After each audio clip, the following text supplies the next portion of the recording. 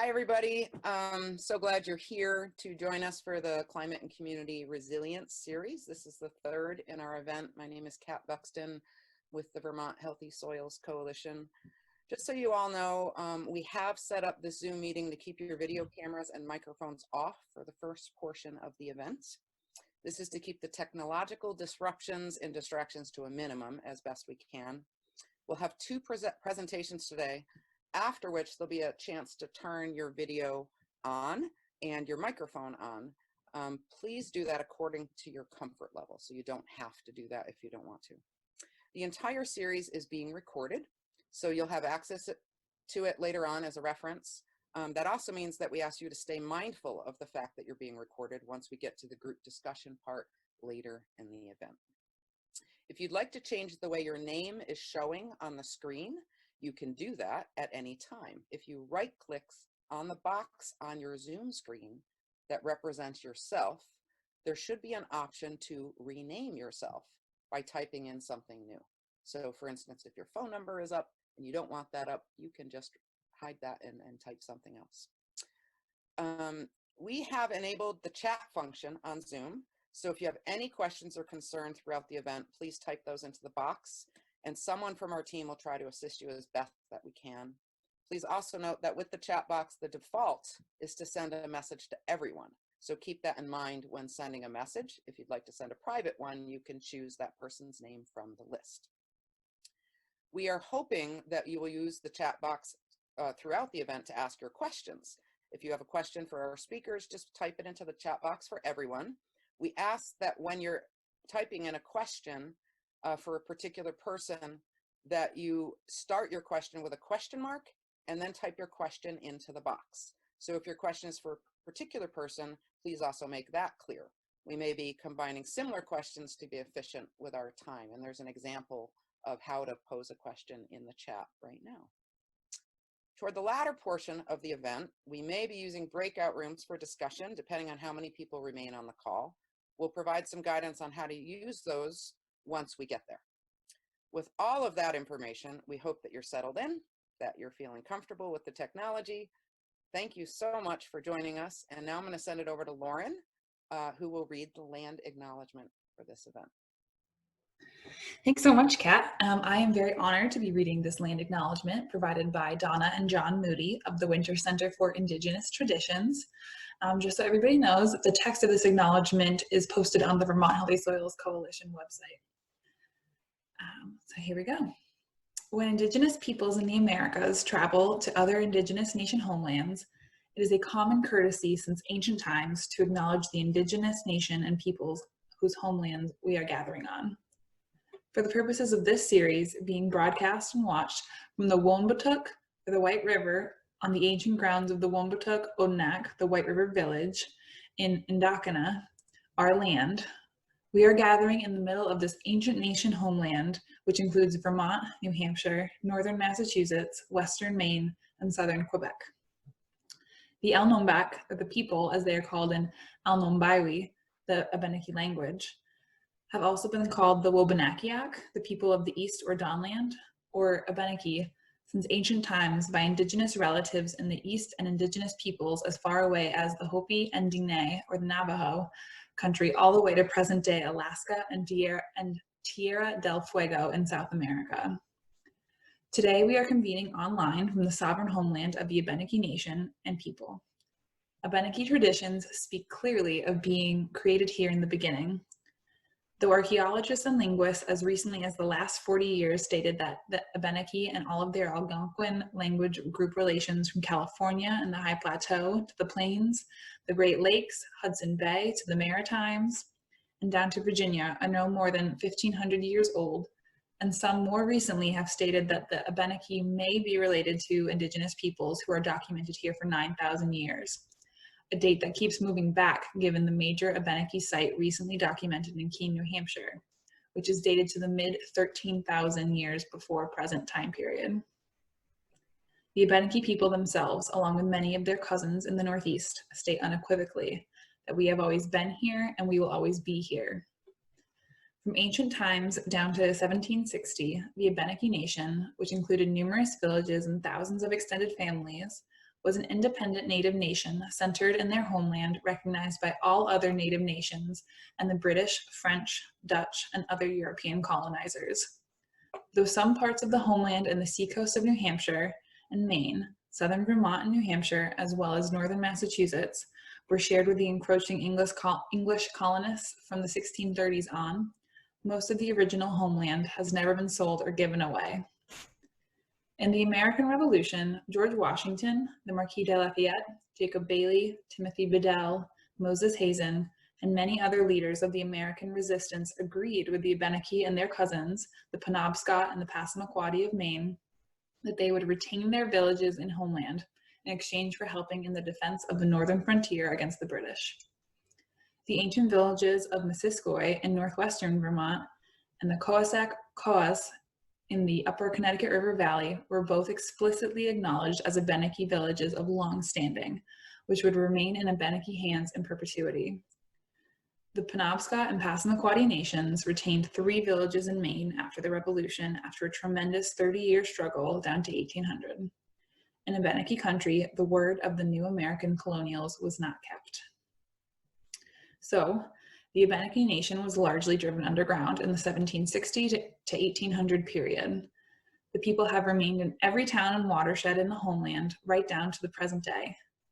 In the 1970s, the Abenaki nation of Missisquoi and the Coassac Abenaki of the Coassac Traditional Band of the Sovereign Abenaki Nation stood up in northwestern Vermont and the upper Connecticut River Valley. They formed the Abenaki Nation Coalition with many Abenaki extended families and communities to protect and care for the people and their homeland, as well as to facilitate the protection of Abenaki burial grounds and sacred sites, and to return Abenaki burials, grave goods, and sacred items back home for reburial. In 2008, the Bureau of Indian Affairs Federal Acknowledgement Project rejected the Abenaki Nation of Missisquoi petition for federal recognition with extensive involvement from the Vermont Attorney General's office. In 2011 and 2012, the Vermont legislature acknowledged 4 Abenaki communities, including the Abenaki Nation of Missisquoi, the Elhuni tribe, the Nulhegan tribe, and the Coassac Band of the Coas. The original Coassac Traditional Band of the Sovereign Abenaki Nation, which is still based in Thetford, Vermont, was blocked from being acknowledged by the Vermont legislature in 2016 and by 3 of the 4 new tribes. Chief Nathan Pirro of this group was one of our speakers at event 2. Please check out his recording of his talk on our website. In addition, the Abenaki Nation of New Hampshire and the Coassac Band of Pennacook Abenaki people are long-term Abenaki groups which are also not state or federally recognized. There are hundreds of Abenaki extended families in this area in the wider nation homeland and beyond, which are still here. In Canada, there are 2 Abenaki Nation communities at Odanak and Wowinak, which are both federally recognized in Canada as First Nations. We want to acknowledge the ancient Abenaki Nation and people. We are aware that countless newcomer families in this area and the wider region were given indigenous seeds and plants, shown the ways of Sogolikon, which is maple sugaring, introduced to many crucial technologies and ways of living from canoe, toboggan, snowshoe, and basket making, to ways of farming, fishing, trapping, and living, along with caring for the land, waters, and air in a good way, which are still widely practiced in the Abenaki homeland. We hope that we will learn to better care for the land and waters here in partnership with the many Abenaki Nation peoples in a respectful way. Thank you again to Donna and John Moody for this acknowledgement. Now, back over to Kat. Just a little reminder for anyone that's just joined us, please use the chat box if you have any questions throughout the event. There are a ton of resources posted on the Vermont Healthy Soils Coalition website that you can explore, and the recordings of previous events are also posted there. I want to take a moment to thank our organizational sponsors who have been working with us collaboratively all winter to bring this series to you, which was originally supposed to be in person, and we quickly shifted to an online format for you. I want to give a really big shout out to the co-op food stores, Hanover Food Co-op, and Upper Valley Food Co-op, who are right now our online, our frontline communities of people making sure that we're fed. And thank you all so much for the work that you're doing and for being a part of this series and organizing. And Vital Communities has been amazing. Bale, Building a Local Economy in Royalton, Extinction Rebellion, Upper Valley, Grow More, Waste Less, and Vermont Healthy Soils Coalition. We have really enjoyed working together to bring you this series. Please make sure to thank all of these guys when you shop at their stores or help their businesses or get involved with their projects. They're all incredible, and we hope to continue working together well into the future. We also want to thank our financial donors, our sponsors for this event, who have generously provided funds to make sure that everyone who's participating in the series gets paid for their time, for their effort, for their knowledge, and their service to their community. These businesses are incredible organizations. They have been supportive of so much work that we've done with Vermont Healthy Soils Coalition. So take a good note of the logos that you see on the screen, and please support all of these businesses and organizations. Go check out their websites, see the work that they're doing in the world. They're all really incredible, and we're so grateful for their participation in this event. Thank you so much.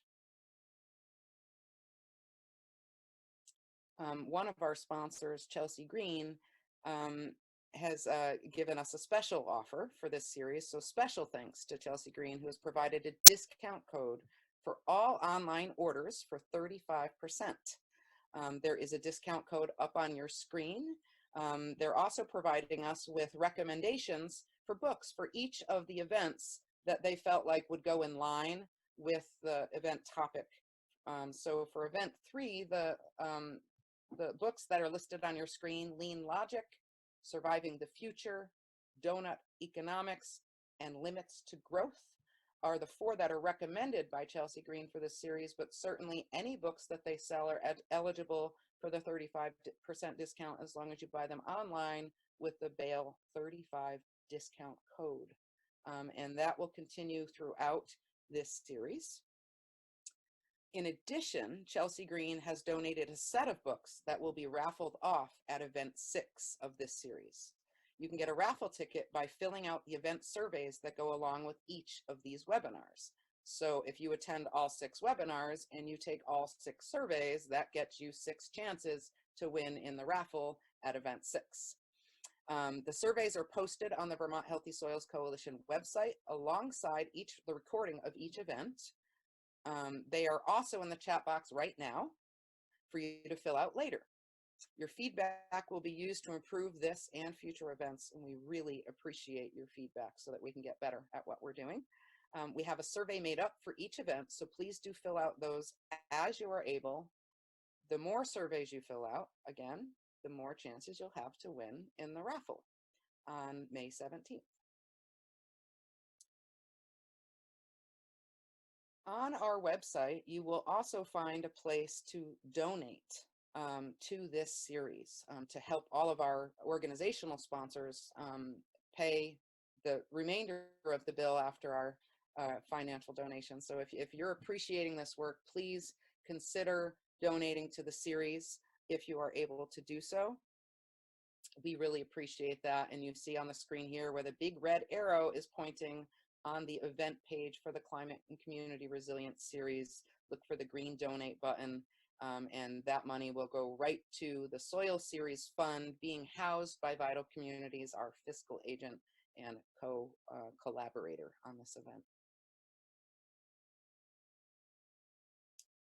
All of these events will be webinars. We had originally planned, of course, to do all of these events in person, and they were going to be a lot longer with lots of time for community discussion. We've modified so that we can minimize our screen time, still give you the great information, and provide some time at the end of the webinars to do chat rooms, which have been working out pretty well. We hope you'll stick around and join us for those at the end of the event. So all of the events are up on your screen. All of the Zoom links for these events are located on the website, and we intend to keep those links going as long as we're able to. So if you have any questions about how to join the future series or how to find webinars, you're not finding them on the website or something, just just let us know by email, or you can type something in the chat now if you have a question about that. First today, we're going to hear from Fran Miller, and then we'll have some time for questions for Fran. Then we'll hear from Asma Elhuni, I hope I'm saying your name right, with time for questions for her afterwards. Then we'll move into a group discussion, either as one big group or in smaller breakout room groups, depending on how many people are still on the call at that point. Please do whatever you need to do to be comfortable during this webinar. These events are for you. If you need to leave early, step away for a phone call or a crying child, or if you need to take some space to digest information, please do so. You can always watch the recording of the event later. Thank you so much for hanging in with us through this opening. I want to provide you with some context for the series. This entire series seeks to explore the idea that what is good for the soil is good for communities. By this we mean that healthy, vibrant, biodiverse, functioning landscapes can teach and remind us as humans how to connect, collaborate, and appreciate the value of every aspect of our world. On the screen before you now are the soil health principles designed by the NRCS, which is the Natural Resources Conservation Service. The top 4 bullet points were designed by the Natural Resources Conservation Service. The 5th one was designed by one of my heroes, Gabe Brown, who is a rancher from North Dakota. He has a book out called Dirt to Soil. I highly recommend checking that out. And if you get the audio version, you get to hear him narrate, which is really special. The 5th one, Slow and Sink the Water, happens if the first 5 are in place, but it's so important that we put it on our slide, and it's something that we like to educate about when we talk about the soil health principles. We have the soil health principles in detail up on our website, Vermont Healthy Soils Coalition, and I highly recommend that you go and check those out. The soil health principles are something that I designed, and I want to invite you to create your own soil health principles. These have always been important to us, and perhaps now more than ever as we draw ourselves in and seclude ourselves from the rest of our community physically. Staying grounded, welcoming physical and philosophical diversity, keeping conflict to a minimum, protecting and nurturing yourself, getting in touch with the soil, getting out there and touching the soil and letting those microbes enter your body. And water is life. Water is life. We should all try and consciously embrace and embody the flows of energy. So again, I invite you to create your own soul health principles or follow these. Thanks for hanging with us through this opening. I'm going to turn it over to Lauren now for the next portion.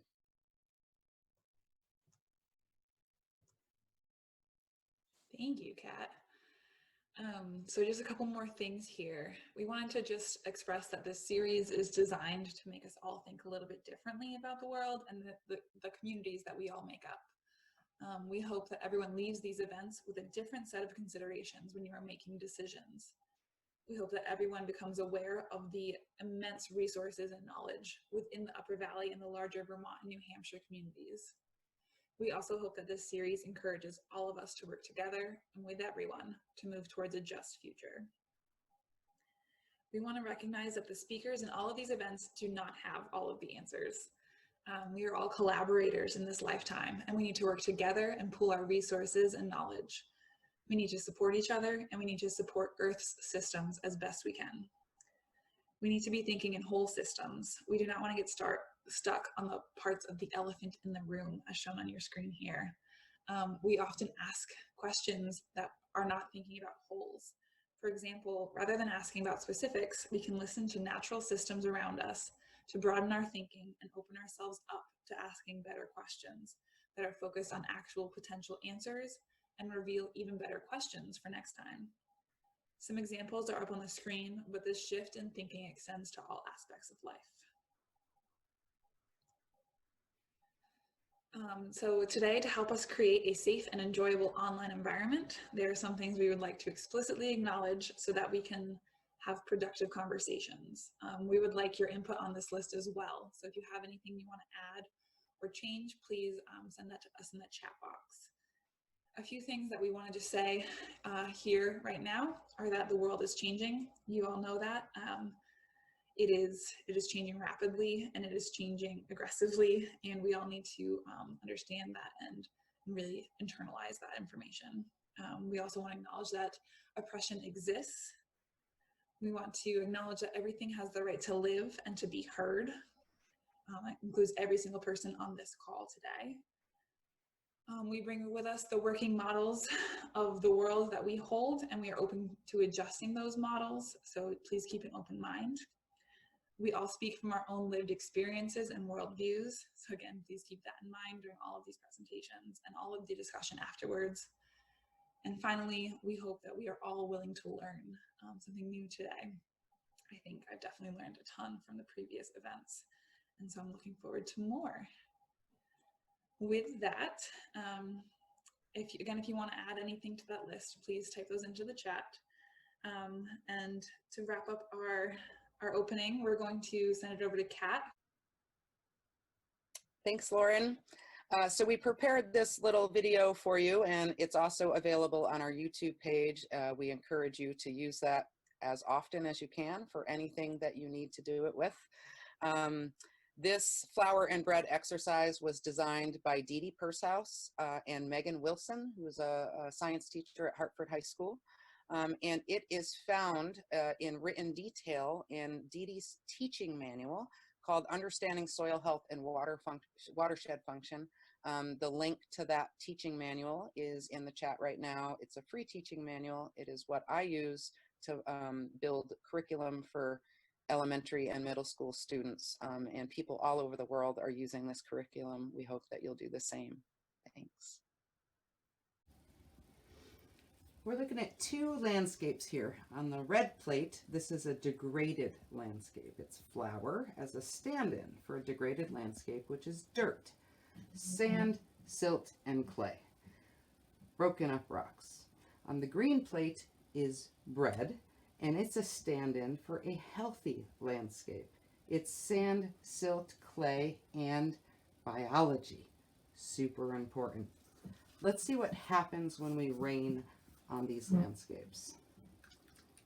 Pouring water into a rain cloud, of course, and the rain cloud is causing erosion. The rain is causing erosion. We see some runoff. There appears to be flooding. The color of that water indicates that the soil itself, or the landscape, is now a part of the water system. We have dry places all over the landscape, but yet there's flooding. This seems to be flooding and drought at the same time. If we were a plant in this landscape and there was a drought and places did not get water, it would be dry at the bottom. So let's see. We find a totally dry plate on the bottom. So if we're a plant in this landscape, our roots would not have just gotten a drink. We would be thirsty. Flooding, drought in the same place, poor water quality.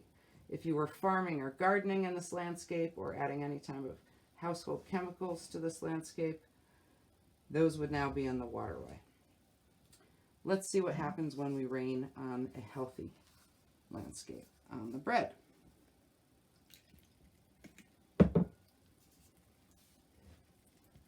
The water is infiltrating into the sponge of the soil. It's soaking in like a sponge.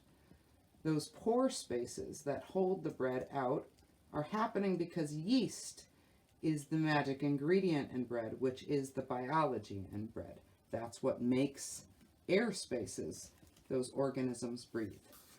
Those pores are held together in landscapes by the goose glues, snots, and slimes that are produced by biological soil organisms that live all throughout the soil landscape. Let's see what happens when we rain twice as much on this landscape, since we didn't see any flooding from the first rainstorm.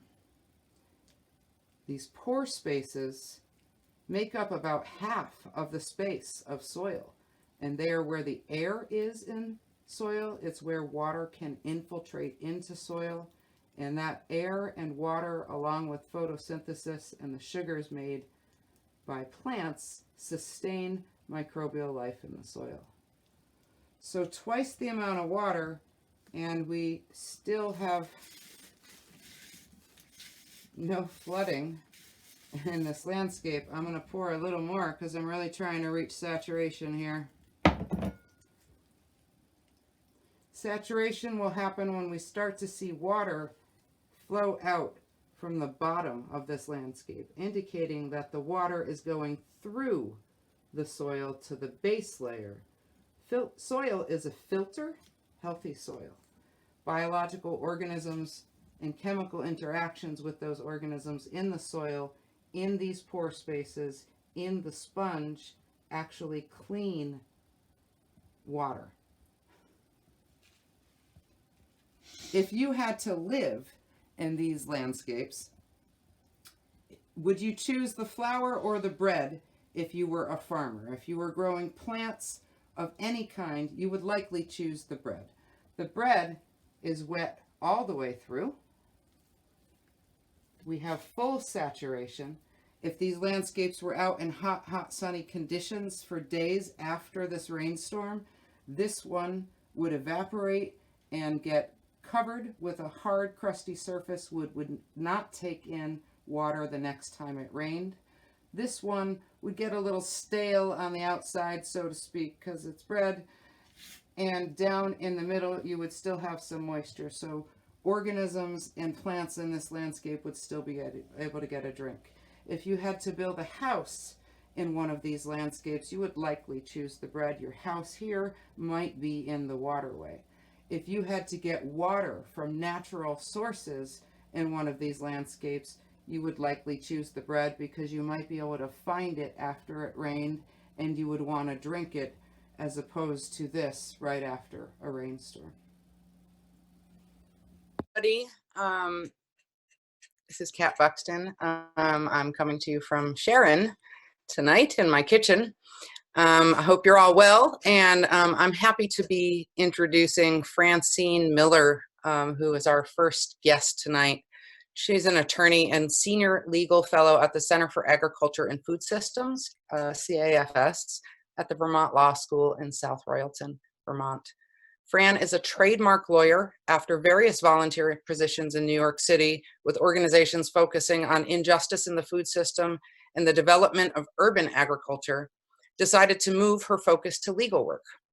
She's completed her LLM, which is a Master's of Law, in Food and Agriculture Policy at VLS, and in 2016 moved to Vermont to work with CAFS in September 2019. So welcome, Fran. We're so glad that you're here with us. Hi, everyone. Before I begin, I want to just thank the organizers of this series who've done an amazing job being so adaptable during this difficult time. I'm going to speak today about an issue that has contributed significantly to the wealth gap between white America and communities of color, particularly the African American community. That issue is the significant amount of land held as heirs property. It's H-E-I-R-S, heirs, as in those who inherit land or other things. But first, let me do a quick intro of myself. I moved to Vermont in September 2019 to work with the Center for Agriculture and Food Systems at Vermont Law School. And we train law and policy students in food and agriculture policy by teaching classes in the field and experientially by partnering with organizations to develop free legal resources for policymakers, farmers, consumers, and other stakeholders in the food system. These resources make the law more accessible and save people time and money. Our students can get legal and master's degrees in food and ag policy and can work in our legal clinic with partner organizations doing research and advocacy. Here's a couple of examples of our projects. We created the Farmland Access Legal Toolkit to help farmers access, transfer, and conserve farmland. The website includes free tools like a web-based farm lease builder that help make complex legal processes easier and save farmers and landowners time and money on legal fees.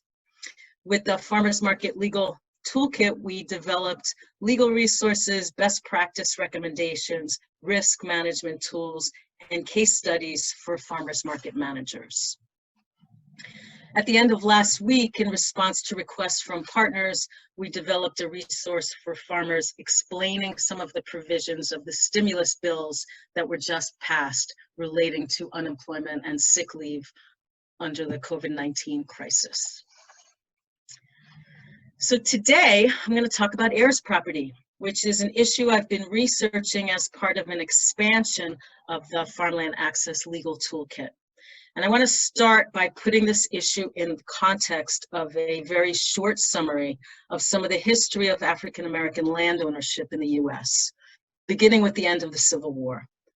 I'm not an expert on this history, and I do have some resources to share with you at the end if you want more information. In my opinion, we in America gloss over this history, and that is detrimental to us as a country. So the Civil War ended and slavery was abolished in 1863. Among other things, this meant that approximately 4 million people, formerly slaves, were now citizens, which gave them the right to own land. At first, the federal government promised freed slaves they would get former Confederate lands granted to them to assist the transition from slavery. This promise, some of you might have heard this term, is usually referred to as 40 acres and a mule. And this was set forth in a special field order by General William Sherman on January 16, 1865. However, it was revoked when Andrew Johnson, a sympathizer of the South, became president after Lincoln's assassination. Despite this, many African Americans were able to acquire land through the early 1900s by a variety of means.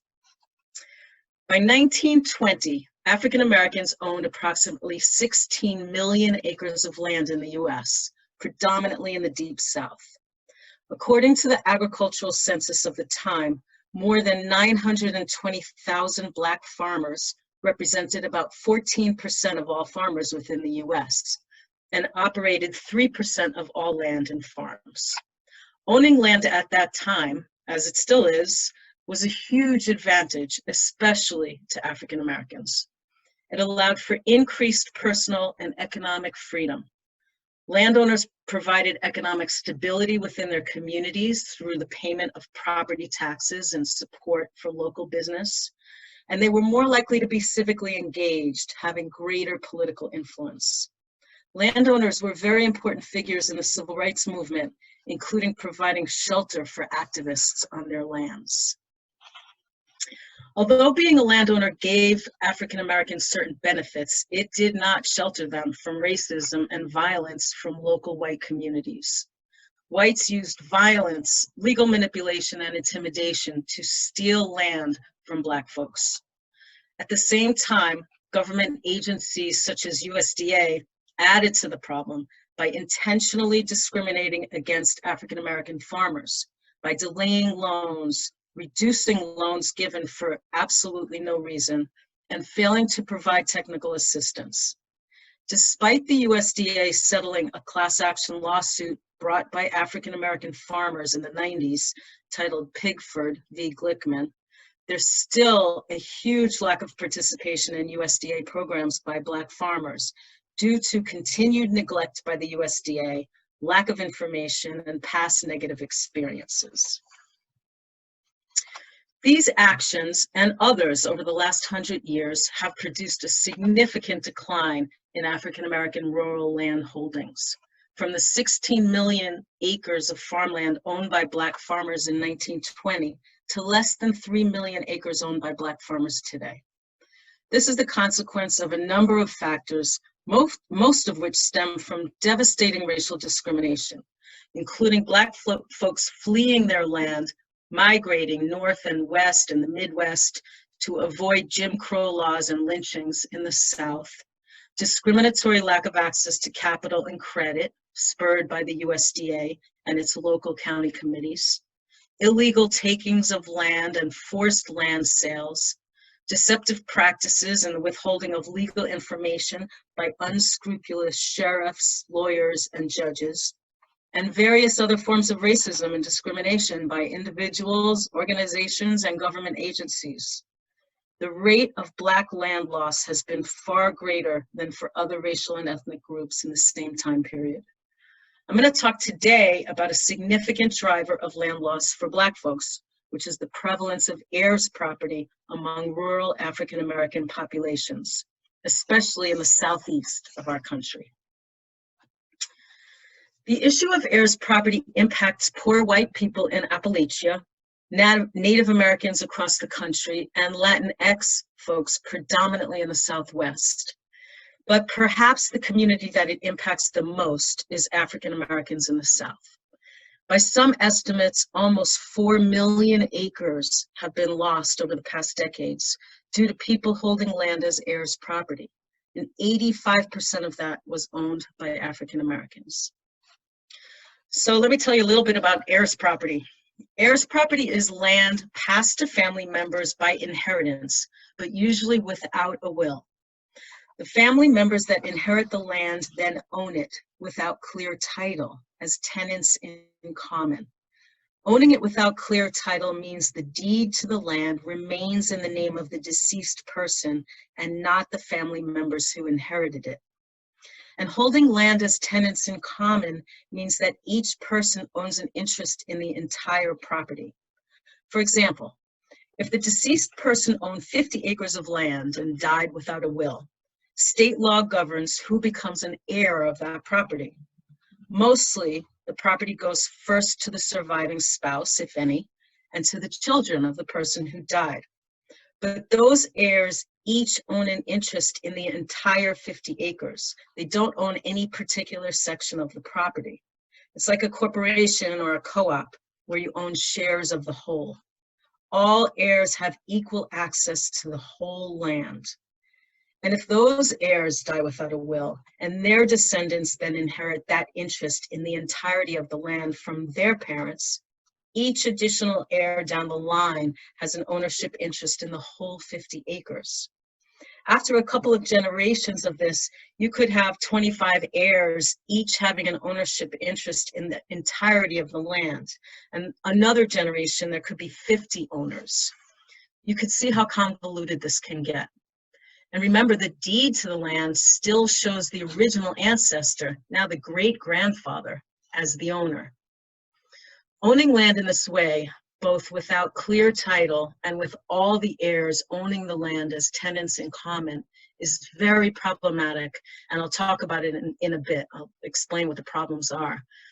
Although there's no data on exactly how many acres of land are held as heirs property, it's estimated that more than a third of Black-owned land in the South, 3.5 million acres, is held as heirs property today. First, why is so much African American land owned in this way? Overall, a huge number of people in America do not have wills or other estate plans. Studies show the rate of intestacy, which is the word for dying without a will, is between 40 and 70%, depending on factors such as race and income level. Studies also show that there's a significant racial disparity between the rates of will making of white and Black Americans, with one study by several economists showing that 64% of white Americans had made wills, but only 24% of Black Americans had them. Even the most highly educated African Americans surveyed had much lower rates than the least educated white respondents. Another survey showed that 80% of Black landowners in 5 southern states did not have a will. There haven't been any studies I'm aware of that explain why this is so, but there are definitely theories. Some theorize that after the end of the Civil War, Black people did not have access to reputable attorneys and even to basic information about estate planning. Others believe that African Americans chose not to make wills because they didn't trust the legal system that did not protect them and in fact colluded to harm them. Another theory is that will making did not align with the African traditions of their ancestors. So let's talk about the problem with owning land in this way. Owning land in the form of heirs property makes it difficult to use it productively or generate any wealth from it. Because the co-tenants, the heirs, only own a percentage of the whole property and don't own any particular section of the property, they can't use it as collateral to banks for loans, for example. Since the bank cannot clearly identify the owners of the land or how much of the land they own, heirs property owners are viewed as extremely risky. Also, because each co-tenant has an undivided interest in the land, including the right to an interest in all the resources located on the property, every single owner has to consent to all use of the land, including all attempts to gain economically from its resources. So a couple of examples of this. In the Southeast, a substantial amount of land is comprised of forests, and it's difficult to practice good forest management and use your land for timber sales if you can't prove you own it. Forest management practices such as thinning, harvesting, and prescribed burning are difficult on heirs property because these activities require proof of ownership of the land and a contract signed by the owner. For the owners of heirs property, the deed to the land does not contain the names of the current owners. It's still in the name of the original family member who acquired the land. And if there are 25 owners or 50 owners, obtaining consent for any activity on the land can be really difficult. Another example, this is my handwritten drawing here. Let's say your family is living and farming on 50 acres of land, but the deed to the land, the title, is still in the name of your great-grandfather, who left the land to your grandfather and his 2 brothers. Your grandfather's brothers, now deceased, each had 2 kids who've moved away and had children of their own. And let's say your grandfather had 5 kids, one of which is your mom, and the other 4 moved up north, got married, had kids of their own, and died. And you're not in touch with all those folks, and you don't know where your grandfather's brothers' descendants are at all. But they all own an interest in the land that you're farming, along with the kids of your mom's brothers and sisters. If you don't have clear title to the land, and there are numerous other owners of the land from whom you have to obtain consent for all contractual relationships, your actions on the land are very, very limited. You can't participate in most USDA programs, obtain USDA loans, get into commodity support programs. Disaster assistance is not available. You can't get technical assistance. You can't use your property as collateral for any loans. You can't participate in any activity in which you have to demonstrate title or sign anything as the owner. So heirs property owners are very limited in those ways. And most significantly, and this is where heirs property has contributed so significantly to Black land loss in America, heirs property owners are extremely vulnerable to losing their land at a much greater pace than other landowners. A couple of examples. Property taxes must be paid on an annual basis on all property. In the case of heirs property, it's not clear who should pay those taxes, especially if there isn't anyone living on the land and nobody's making any money from the land. A couple of years of no taxes being paid and the county will sell that property by auction and the land is lost. But probably the most infuriating and devious way that heirs property leads to land loss is through forced partition sales. I'm going to get in the weeds a little bit here, so bear with me. Owners of heirs property are particularly vulnerable to losing their land because they're subject to something called a partition action, which is the forced sale of their land, often at a tiny percentage of what it's worth. The problem is that when you own land as tenants in common, Anybody that owns an interest in the property, no matter how small their interest, can file an action in court for partition of the land to get the monetary value of their interest. Even if the tenant in common owns only 1/50th of the land, meaning there's 50 heirs and they each own one share, the owner of that 1/50th interest can file a partition action in court and ask the court to order a forced sale of the property, which is likely to result in a fire sale where the property is sold for pennies on the dollar. So if one family member is financially strapped and maybe has no connection to the land, or even to the family that's living and farming on the land, and an unscrupulous person comes along and tells that family member who owns some small interest in the land that they will pay them X thousands of dollars for their share, well, you can imagine that could be very attractive to that family member. Studies have shown that heirs property owners are more likely to be lower income, so are more likely willing to sell their interest to non-family members at prices far below what the interest in that land is worth. It's also been demonstrated that many heirs property owners have no idea that the sale of their shares to a non-family member could result in the property being sold. They believe only heirs can make that decision. It's been documented many times over that real estate speculators and other unscrupulous investors, with the tacit cooperation of lawyers and judges, have stolen a substantial amount of land from heirs property owners in this way.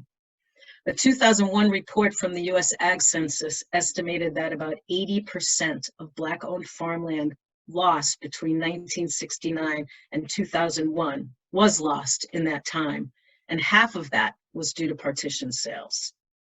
In South Carolina, which this is a picture of, up until 1950 or so, a substantial part of Hilton Head Island was owned by many African-American families before real estate speculators used partition actions as a tool to force the sale of a large number of Black-owned properties, significantly reducing Black land ownership in South Carolina.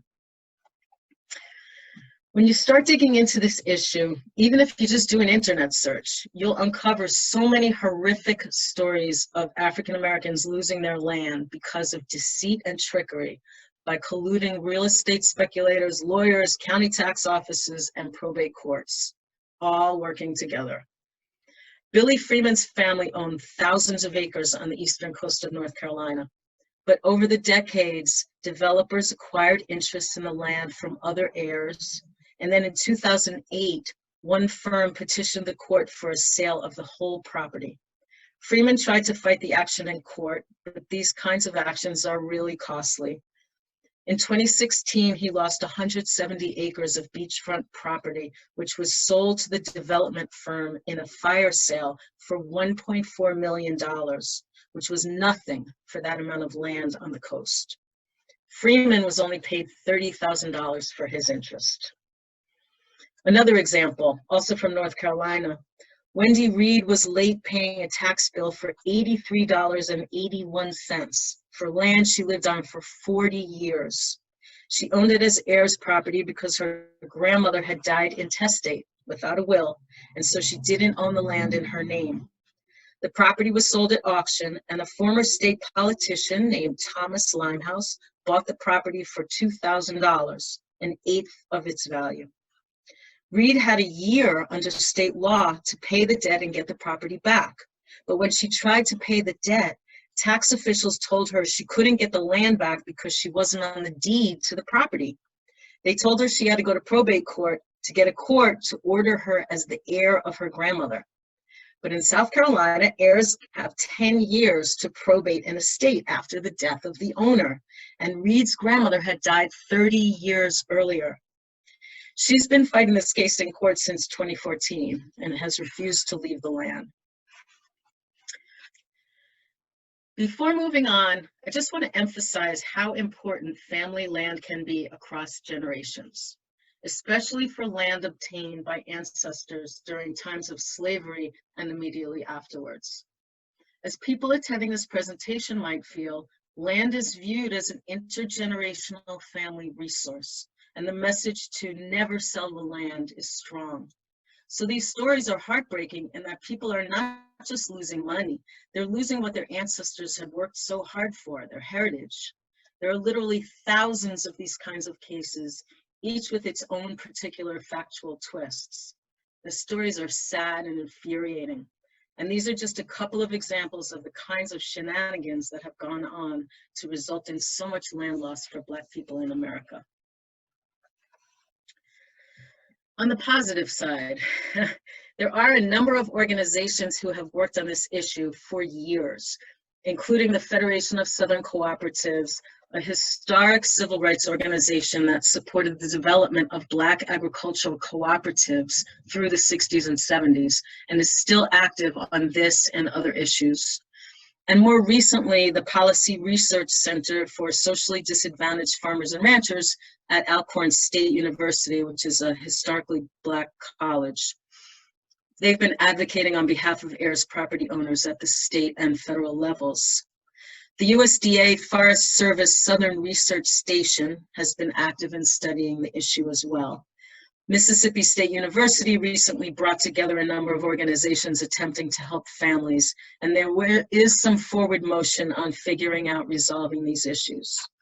There's been a law passed in 16 states and the Virgin Islands called the Uniform Heirs Property Act, which has imposed some procedural safeguards for heirs property owners to reduce the number of partition sales to non-family members. I have to say, in this moment when it seems that so much is unknown about how we come out of this current public health and economic crisis, it does open up possibilities for change. Just like people are talking about canceling student debt, Medicare for all, other progressive policies, maybe we could talk about a radical solution to the heirs property issue to stem the loss of land and enable African American landowners to build wealth from their inherited land.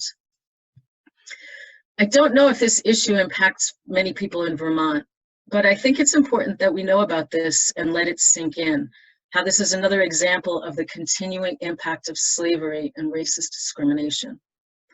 And I want to close with the quote I read recently from Angela Davis in a beautiful interview she did with her sister, Fania.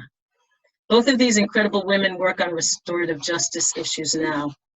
Angela Davis closed the interview saying, "We have to imagine the kind of society we want to inhabit. We can't simply assume that somehow, magically, we're going to create a new society in which there will be new human beings. No, we have to begin that process of creating the society we want to inhabit right now." That's what I've got. Thanks so much.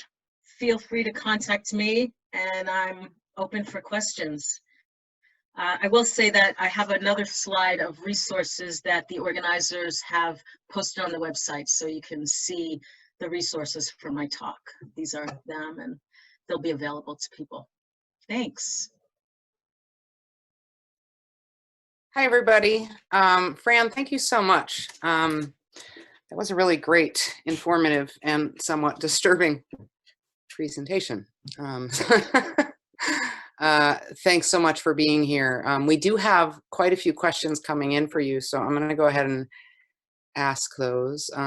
One of the first questions that came in was, and I saw the answer already went in the chat, but I just want to make sure to say it out loud. Can you talk a little bit more about resources that might be available to farmers right now in our region during this COVID-19 bailout? Yeah, I can. If people look in the chat, Whitney Shields, who's my colleague at CAFS at VLS, listed a bunch of resources. But just quickly, I just jotted down, if you go to the websites for NOFA Vermont, Senator Leahy and Sanders put out a recent publication, so I'm sure it's on their sites. The National Young Farmers Coalition has enormous amounts of resources on their site, some Vermont specific, some more national. And in Vermont, Farm to Plate is doing a call every couple of weeks to talk about the various issues that are coming up, and they have a resource page as well. Great, thanks so much, Fran. Yeah, we are, we're really lucky here. We have so many people in our food system that are really not only passionate, but keen on working together and building what I like to call the social mycelium, really connecting to each other's work. So that's really great. That's a great phrase. Here's another question for you. What are some of the ways that land has been lost besides heirs property? Like how can land be lost? I think that's a really hard thing for a lot of people to understand if they haven't been affected by it. Yeah. Well, you have to remember, so again, I'm not an expert on this history, but from what I know, and there's lots of resources out there, at the end of the Civil War, there was Reconstruction, and there was maybe 20 years where Black folks had more rights in the South than ever.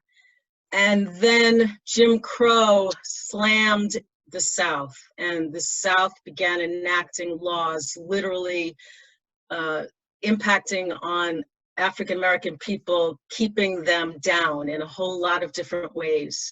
And Isabel Wilkerson writes about this really beautifully in her book, The Warmth of Other Suns, about the Great Migration and how Black folks in the millions started migrating north, west, the Midwest, and literally left land. People were being lynched and terrorized and just could not live in any basic way.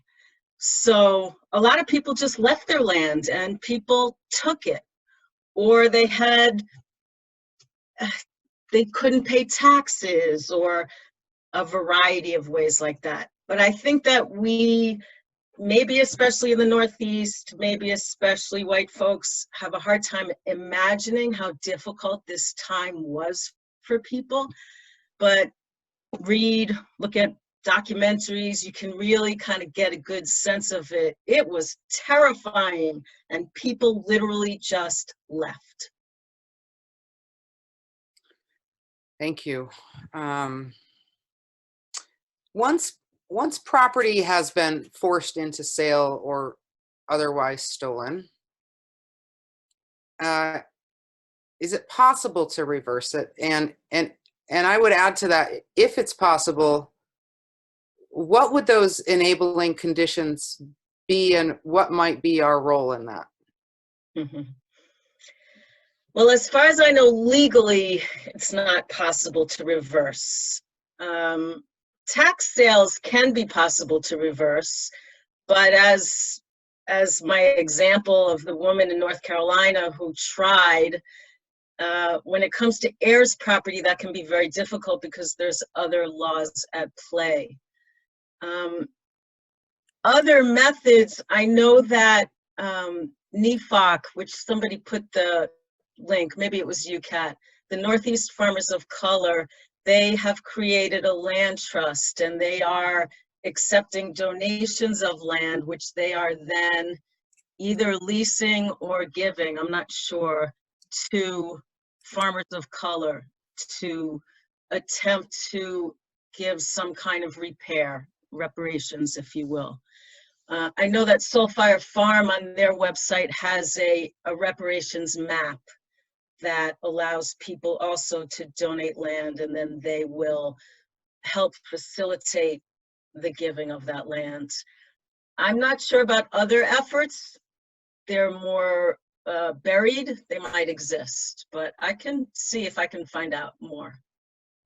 Yeah, I think it'd be really an interesting thing, not just interesting, but incredibly useful and needed for us to find new ways to have land agreements that are more based around land sovereignty, making sure that everyone has access to food and medicine. It seems a given right to all beings on this planet, human or otherwise. Yeah, I think that here in Vermont, I think I read about a bill in the legislature to attempt to, it might have dealt with giving Native Americans in Vermont cultural easement of sorts to allow people to go on other people's land for cultural purposes. I don't know if this was a bill or it was just discussed and it wasn't yet a bill, but there is some talk in that direction as well.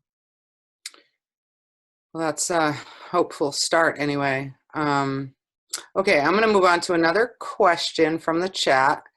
What else is typically included in a will besides land or property? Does this influence the inheritance of other types of wealth?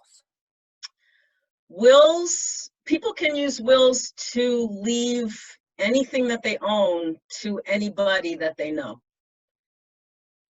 So you can leave, your favorite brooch to your niece. You can leave your money to whoever you want. You can leave your property, anything material, you can designate to leave to a person. And it's really important to have a will, because otherwise state law is going to govern where your material wealth, as small or as large as it might be, is going to go. So that's, that makes me think, I'm managing elders right now, and I have 3 sick elders, all in end of stage life, and they don't have wills, right? So, I think that getting a will can be a real barrier to people. Can you talk a little bit about living wills and wills, and how does one get something like that if they don't have like a family lawyer or know how to do that sort of thing? Yeah, it's very difficult, and I think that is why so many Americans don't have wills. I actually ran across a website recently where you can draft your own will, which you then have to bring to a lawyer, because there are state laws that govern, that are really strict in what has to be in the will and who has to sign it and whether it has to be witnessed and notarized. But it did provide the basics, and I'm going to find that and I will send it to you, Kat, and you can post it on the website so people have access to it. Thank you. But you need a lawyer. A living will is a little bit different than a regular will, because a living will tells doctors generally what to do end of life, whether you want to be kept alive no matter what. And it also gives a person the right to, at that moment, say, okay, it's time. She didn't want to be kept alive, intubated, or on a machine. Right. Those are important. It's very important to have that. Yeah, I think the access to legal services is something that's really resonating right now, and I can see that clearly that's an issue with heirs' property. When you don't know what you're supposed to do, it's really Or you don't challenging. trust anybody to do it. You don't trust anyone. You don't have access to it, Mhm. and you can't even list the owner, as you were saying about before. Right. Okay, another one from the chat. Do Vermont and New Hampshire have intestacy? What is that? Intestacy laws that can also create heirs' property issues? Or do heirs come out of probate with their names on the deed to their land, the land they inherited? Does that make sense? Yeah. Well, yes. Okay. If somebody has a will and the heir goes to probate court and probates the will, then the probate court, assuming everything works out, will issue an order for a new deed to be written that includes the heirs' names. If the person dies in Vermont or New Hampshire without a will, then everything that I talked about heirs' property applies, because intestacy laws are state law. That is what governs if you don't have a will. And I don't know the law of the states off the top of my head, but it is likely that the person dies and law provides that the property either goes to the spouse, if there's a surviving spouse, or to the kids. And the kids will hold that property in common in exactly the same way that I was talking about about heirs property, and they will then have to go to probate court anyway and get the court to order them as the heirs and get the deed changed. So really, the thing is, if you don't have a will, you're putting a lot of onus on your kids. Right. To have to deal with it. Right.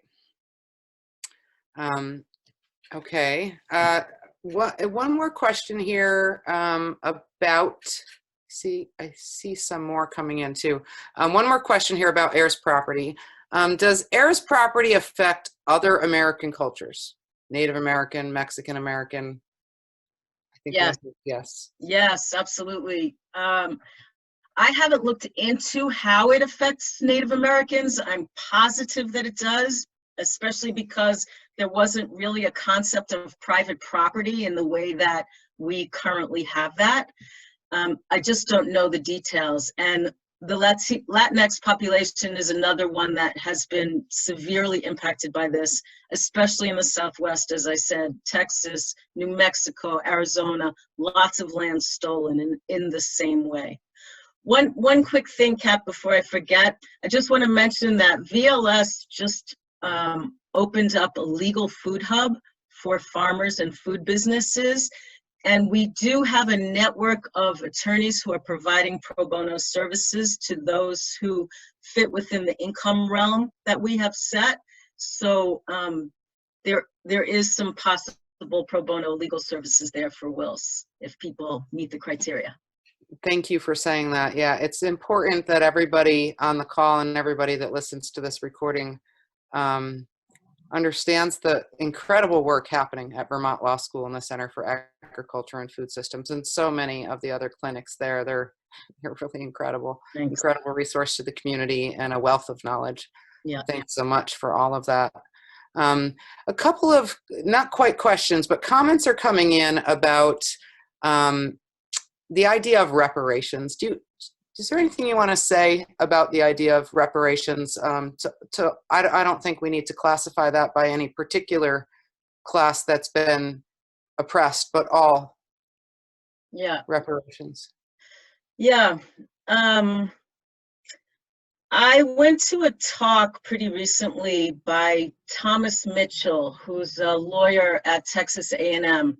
He's done a lot of work on the heirs property issue and was instrumental in writing and advocating for the Uniform Heirs Property Act, which is a state bill, which I mentioned, that provides some procedural safeguards for heirs property owners.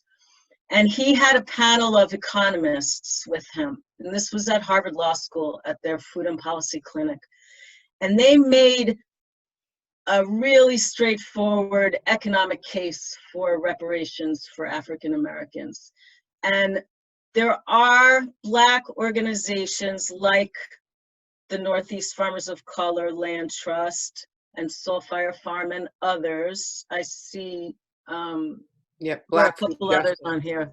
Yeah. Who are working on building organization and institutions so that if and when there are reparations of some sort, whatever that might be, that what it leads to is the Black community gaining wealth, because that's been the impact, I mean, among other things, of slavery and the continued discrimination and racism is the wealth gap between Black and white Americans.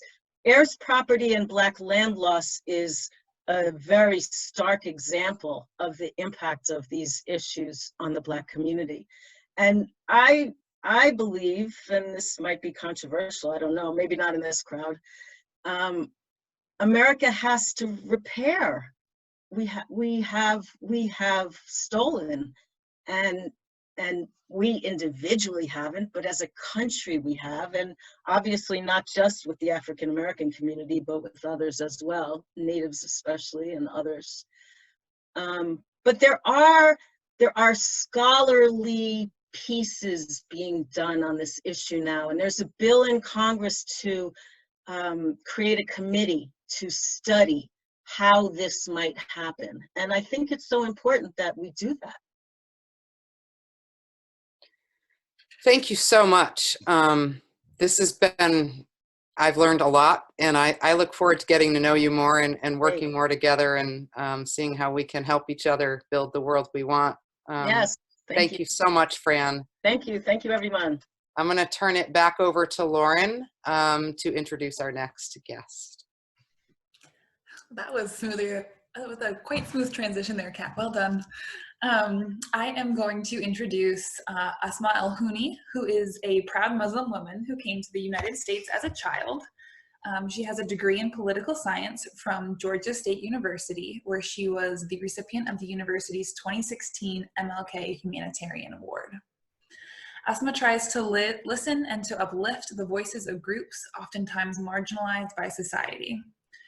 She has organized in areas of immigration and Black Lives Matter. She was featured in a documentary produced by Atlanta's Center for Civil and Human Rights, telling the story of 6 activists in Atlanta. Asma was also among the contributors to the updated version of the new Appeal for Human Rights in Georgia. She has also helped to change the policy in Atlanta to allow Muslim women to keep their mandated hijabs on at the Atlanta Detention Center. Asma moved to the Upper Valley 2 years ago and is currently working as an organizer for the Upper Valley area. She's just started a National Lawyers Guild chapter in New Hampshire and has been organizing around immigration and economic justice, including organizing to pass the Welcoming Hartford Ordinance and deplatforming racist speakers like Border Patrol and Robert Spencer.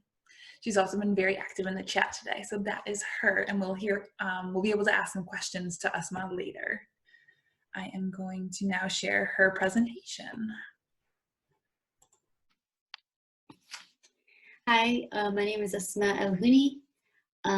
Thanks so much for inviting me to speak today. A little bit about myself. I was born in Libya. I came to the United States when I was 2 years old. And I also lived in Libya, Saudi Arabia, and Emirat as an adult. Today I'm going to be talking about environmental justice and how we absolutely can't talk about environmental justice if we are not talking about racism. And I'm hoping to make a connection internationally as well, because I think that has to do with racism as well. And I know that, one, I'm not an expert on this topic, and so I'm coming from it from experience, the little experience that I do have. And also, there's no way to do this topic justice in the short amount of time that I have, but I will try to do my best. So what I'm going to do is I'm going to share my screen. So see if I can, oops, escape. Back on here. Here we go. Start from the top. Style. Okay, and I'm just gonna move my picture because that is annoying to me, at least. So we're going to start off with the quote by Janaya Khan, and Janaya Khan basically says, environmental justice needs to be redefined in terms of racism because it's people of color who are mostly directly impacted by environmental conditions. She also goes on to talk about how climate change will disproportionately affect low-income and communities of color that will be more vulnerable to natural disasters like heat waves, flooding, and hurricanes because of the fewer resources within their communities. What we have here is basically some of the issues that we face in the environment, like air pollution. And we know that conditions like hypertension and asthma, which affects disproportionately the Black community, are connected to air pollution, and that these diseases are also connected to COVID-19, right? And we know that the non-white, brown, and Black populations are disproportionately dying at much higher rates of COVID-19 than the white communities. An example of that would be in Louisiana. The Black community represents 32% of the people, the population, and 70% of the COVID-19 deaths. In Wisconsin, we know that 6% of the population is Black, and half of the deaths of COVID-19 are of the Black community. In Michigan, 12% of residents are Black, and 32% of the deaths have been the Black community. And we see similar trends with the Latinx community as well. In New York, they are 29% of the population, yet make up 34% of the deaths from COVID-19. So the next thing or issue I have there is the proliferation of landfills. And what we seem to continue to see is that we choose predominantly Black communities to put landfills, right? And we know in Emile in Sumter County, Alabama, houses the largest land dump, right? The largest hazardous waste dump in the US, and some argue possibly in the world. There was a period of time where 40% of all the hazardous waste in the US was dumped in that location. What we have in the picture is Anniston, Alabama, where a company by the name of Monsanto would dump PCBs, which is a form of chemical that's linked to cancer and liver damage. And they dumped so much that literally the creek, as you could see, turned red from the poisons, right, from the chemicals.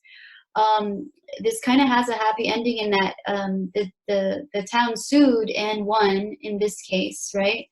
And to the right of that is what we have done using Agent Orange in the war in Vietnam. So we use this defoliant, which I'll talk about in a little bit, to kill the plants. And this same company, Monsanto, was the one that produced this. So it's just making that global connection to the different harms is important, I think.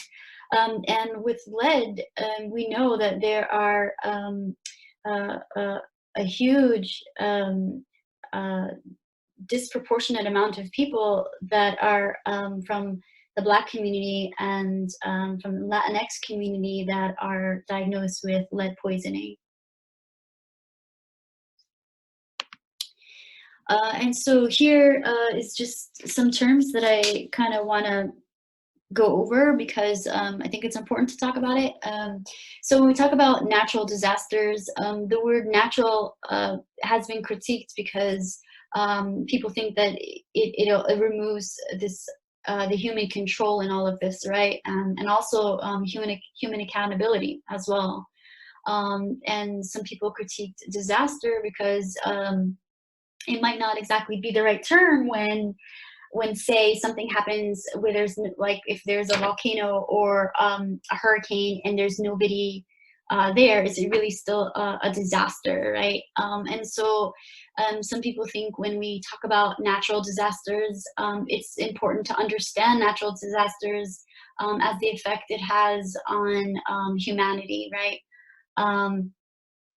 And so who is exposed to the hazard affects the results, unfortunately, and the vulnerability to the disasters. An example of that would be when, and again, trigger warning to all these topics. These are not easy topics to talk about. But what happened in Katrina in 2005 in New Orleans, right? Predominantly Black communities were basically abandoned by our country, right? They had to wait for days for even aid boxes to start being shipped in. So it's important to, again, connect that to what's happening. And when we criticize what we call third world countries for not being prepared for natural disasters, we have to understand that we can't create this binary because literally those things are happening within so-called first world countries like the United States as well. So they are not prepared or purposefully not prepared in some communities because, again, racism.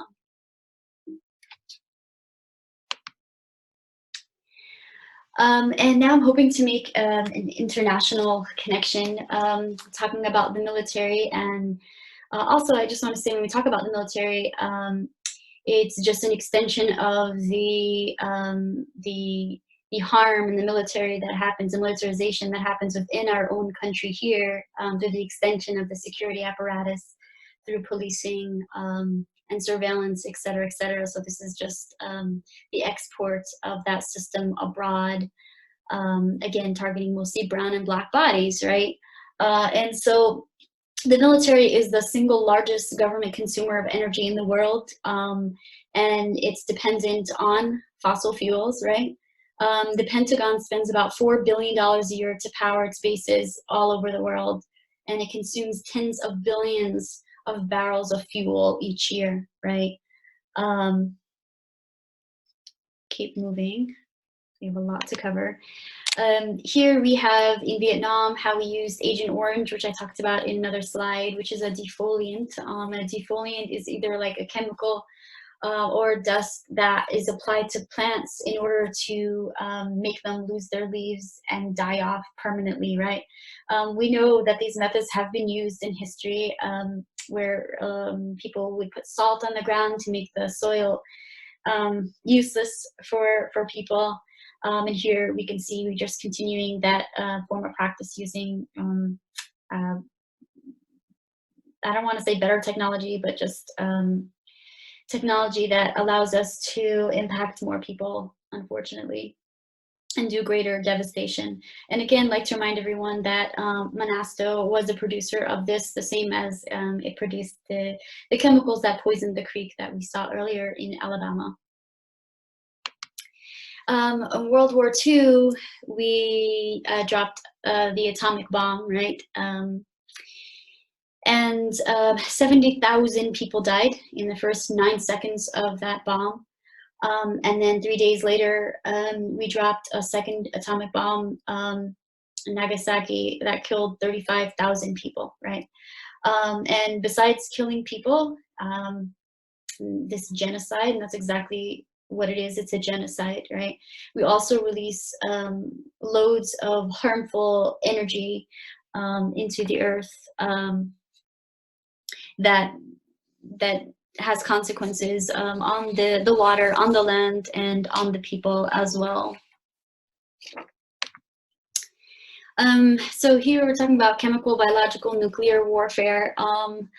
I guess chemical, when I think of chemical, I think of chemicals, basically like mustard gas, like Agent Orange, right? That's deployed on people to harm and kill them.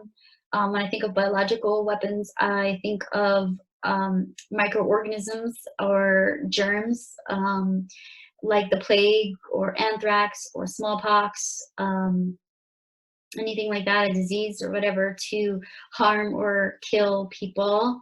And when I think of nuclear, I think of bombs, I think of explosions. That's kind of that. Biological Weapons Convention is a treaty that many countries signed on to that's supposed to stop people from making weapons of mass destruction. But unfortunately, many people have criticized this treaty because we have countries like, us, the United States and Russia, who are not only signers onto this, but they're also ratified it and are still making weapons that literally can annihilate the planet, the earth, and us along with it. But yeah, so this is my country, Libya. And again, I have to try to divorce my emotions from this, which is really hard to do. But this is my country to the left before the war, and then to the right after the war, which continues till this day. And I just kind of want to mention that there's, I'm doing this in a very short amount of time, and I'm not giving justice to the Libyan people, where it's a beautiful culture and a beautiful people, and there's pride and there's laughter and love, and beautiful culture that I'm not capturing, but I want you to know is there. And so what has some effects of the Libyan war been? We know that the UN sent the American and the British forces in, and they bombed 110. They used 110 Tomahawk cruise missiles to be shot into Libya. 26,000 sorties, which is 120 sorties a day. Sorties are basically aircraft with a mission, right?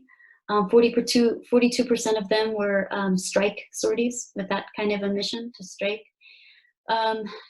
I can tell you from personal experience, I have not been to Libya during the war or after the war, but I can tell you I have family members there. My own kids were there. And the devastation of the environment, if you can imagine, when I talked with my kids when they were there, they would say that airplanes would fly overhead, and they were so loud, the sound of the airplanes, and it would shake the ground that they were on, and then they would basically just hold their breath and wait to see where something landed, if something was shot, and then hear it, and then breathe a sign of relief that, you know, they're still alive. But this continues, and it continues today too. So on the right here we have, and the reason why I'm sharing that example is if an airplane flying by is shaking the earth, I want us to imagine the devastation that happens after whatever is sent and dropped actually drops, right? So on the right, there's a chart that Meher Mohammed is a researcher in Libya. Basically, it starts with the Libyan Revolution, which was started by the Libyans, right? And then the Libyan War, which is a little different because this is when foreign intervention gets involved, right? And we have dead bodies that are on the road, on the streets, that attract flies and insects and bacteria and all that stuff. And then we have all these chemicals and all these gases released in the air by the weapons that were dropped, that affect the health and the environment of Libya. So what we see are different kinds of diseases: pneumonia, tuberculosis, myocardiac infection, neuro diseases, and different kinds of cancers, etc. Depleted uranium is something that the United States uses a lot in its weapons. It is a byproduct of uranium enrichment process that happens in weapons. It takes about 4.5 billion years for the depleted uranium to lose its radioactive activity. And I'm going to share this this video so we can watch a little bit about the effects and, oh, let's go back, sorry, of uranium.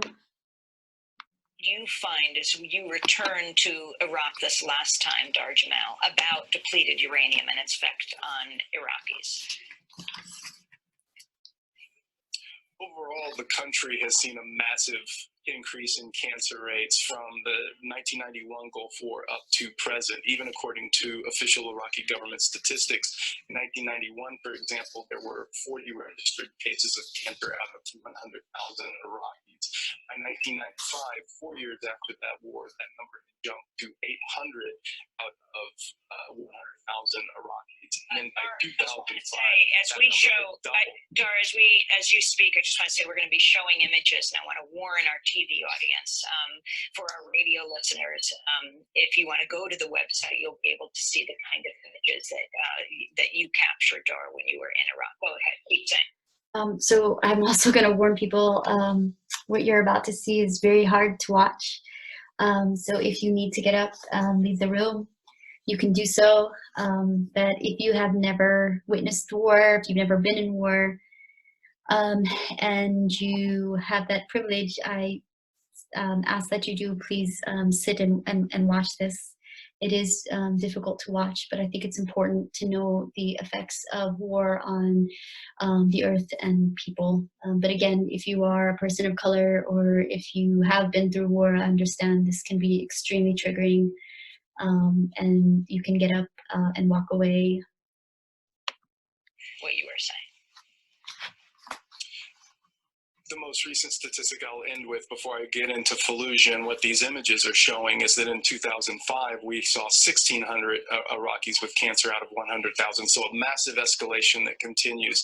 And going on to Fallujah, because I wrote about this a year ago and then I returned to the city again this trip, we are seeing an absolute crisis of congenital malformations of newborn. There is one doctor, a pediatrician named Dr. Samira Elhuni, working on this this crisis in the city. She's the only person there registering cases, and she's seeing horrific birth defects. I mean, they're extremely hard to look at. They're extremely hard to bear witness to, but it's something that we all need to pay attention to because of the amount of depleted uranium used by the U.S. military during both of their brutal attacks on the city of 2004, as well as other toxic munitions like white phosphorus, among other things. And so what this has generated is from 2004 up to this day, we are seeing a rate of congenital malformations in the city of Fallujah that is surpassed even that in the aftermath of, in the wake of the Japanese cities of Hiroshima and Nagasaki that were, that nuclear bombs were dropped on at the end of World War II. So Dr. Samira Elhuni actually visited with doctors in Japan, comparing statistics, and found that the amount of congenital malformations in Fallujah is 14 times greater than the same rate measured in the cities of Hiroshima and Nagasaki in Japan in the aftermath of the nuclear bombings. These types of birth defects, she said, there are types of congenital malformations that she said they don't even have medical terms for, that some of the things they're seeing they've never seen before. They're not in any of the books or any of the scientific literature that they have access to. She said it's common now in Fallujah for newborns to come out with massive multiple systemic defects, immune problems, massive central nervous system problems, massive heart problems, skeletal disorders, babies being born with two heads, babies being born with half of their internal organs outside of their bodies, cyclops babies literally with one eye, really horrific, nightmarish types of birth defects, and it is ongoing. And she, lastly, to really give you an idea of the scope of the problem is that. All right, I'm gonna stop sharing for a second as I try to pull up the PowerPoint and share, go back to sharing that.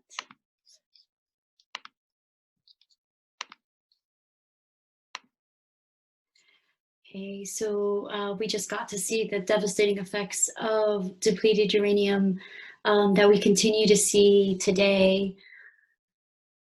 So war doesn't end when people say the war is done, the effects continue.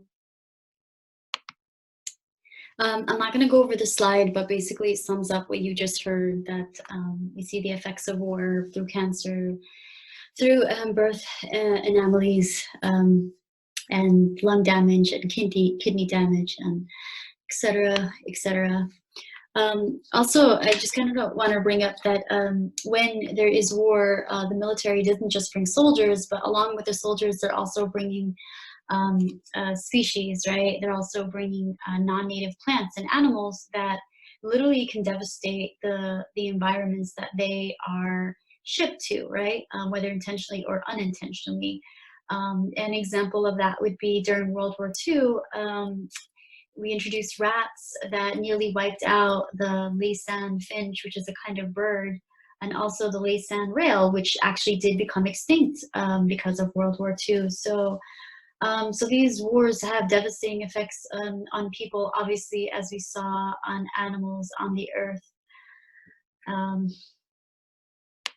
And so also with war, there's also mass movement, and with mass movement comes other catastrophic things that can happen to the earth. So we know that with movement, there's sometimes deforestation, right?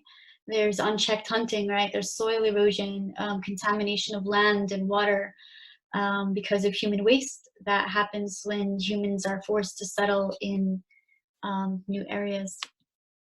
Also, when we talk about environment and what happens to the environment, one of the first things that happens during war is that they target roads and bridges, and also there's destruction of wastewater treatment plants, right, that people need, right, to stay healthy. So there's all of those things. And we know that even if people are not directly impacted, and honestly, we are all impacted no matter how far away things are, because of the interconnectedness, the dependence we have on everyone. And I think one of the things that COVID-19 has brought about is that very fact, right? But anyway, even if we're not directly impacted by explosions, for example, or in our countries that we're sending to other countries, what does happen is also this increased production of manufacturing and of industries that also wreak havoc on the natural environment as well. And so now I just want to pass this along to two other people who are going to share stories and consequences of war on the environment and on people. So I'm gonna stop this and stop this video. If I can, here it is. Assalamu alaikum. Wa alaikum assalam wa rahmatullah. We are here with Wafiq Faour, who is a Palestinian, and he's going to talk a little bit about the effects of war on the environment, and particularly in his particular situation, what's happening in his country of Palestine. So, Wafiq? Assalamu alaikum. When we talk about the effect of the environment on Palestine as a land and the Palestinian people, and the connection of this colonialist project in Palestine and what you call it Israel, we have to keep in mind that Israel and what they do over there will not take a place if it is not by the support of the United States and the Western country who supported from the colonialist project since the beginning. When I talk about the Palestinians, I have to tell you some kind of geography, the Palestinian people, who they are, where they are, and the environment affected them. So the Palestinians are people who are living in historical Palestine that taken from 1948 to 67, and Israel called them Palestinian Arab, which is they lived under military occupation, direct military occupation until 1969. And my parents became refugees from that part, from Galilee, but I still have cousins and relatives living very close to the city of Akko. Number one, when Israel took those villages, number one, they destroyed over 524 villages completely, and it has been documented by the Israeli human rights organization B'Tselem. Most of those villages are farming villages where the Israeli occupation, after declaring a state in 1948, they took the best land, the agricultural land, and they forced the Palestinians who resisted and stayed over there to be gathered in certain area. A lot of people here in the United States, they think that Palestine was a desert and have been transferred to a green oasis on the middle of the Middle East desert. And this is completely untrue. Palestine was a very, very advanced country with a very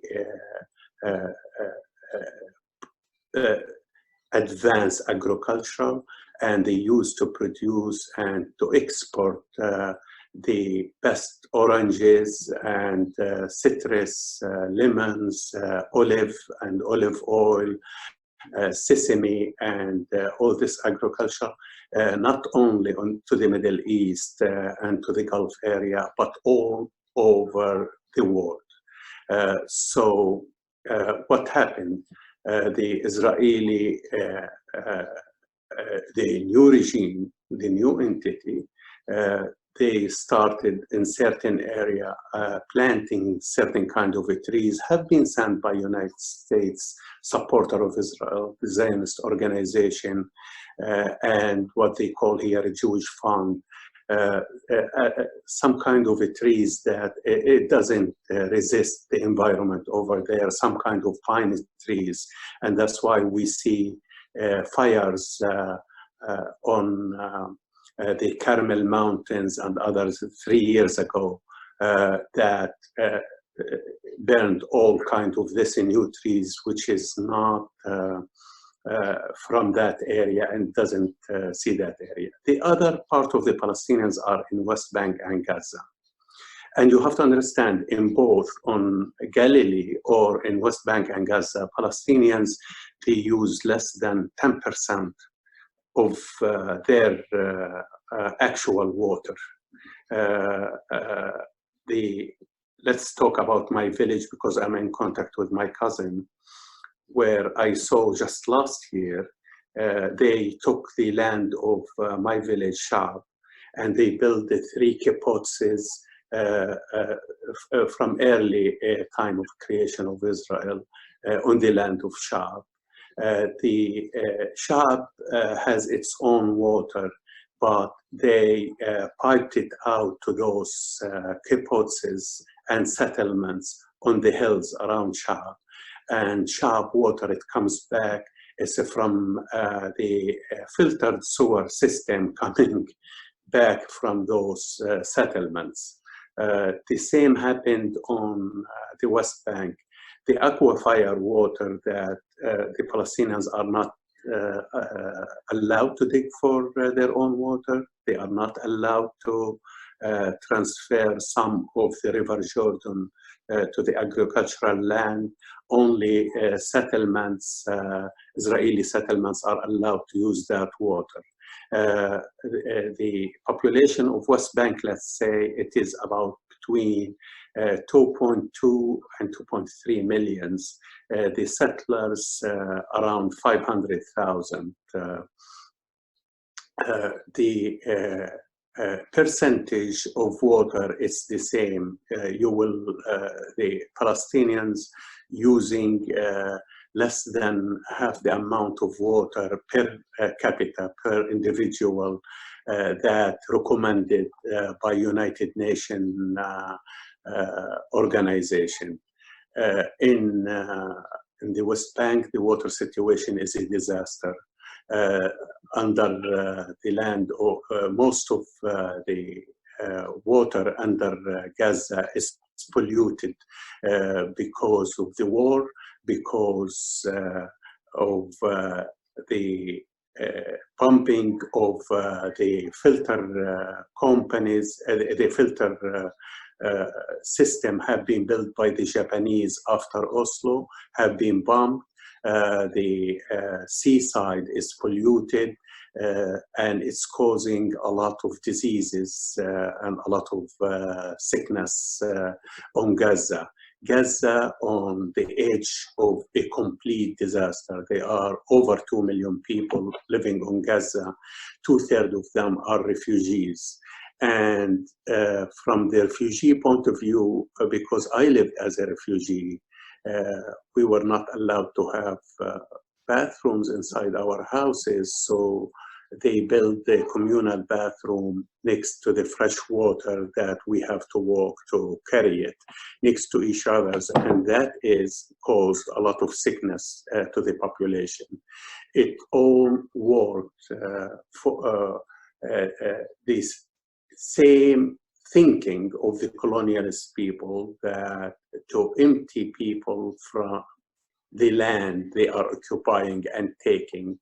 It's very much parallel and similar to what happened to our indigenous people here in the United States, that bringing diseases, bringing sickness to the indigenous people of the land. So they will take the land without people. One of the very dangerous thing that the Israeli settlers and the Israeli government encouraging is uprooting historical olive trees. My parents survived for centuries in Palestine, and the main tree that they eat or they storage for winter is the olives and the fig trees. And those two kind of plants, which is known and famous in Palestine, they're getting uprooted in hundreds and thousands every year. Our supporters from the Western countries, they go every year to help Palestinian farmers to pick up olives. So when the Israeli soldiers see them, they will not attack them. But what's happening lately, that they don't care about the international support for justice in Palestine. Those organizations have been attacked too, and the uprooting of the trees, it's happening systematically. The situation in Palestine is dire because of the war and because of the chemical the Israelis are using over there. And it shows of the number of people and percentage of Palestinian people having sickness, cancers,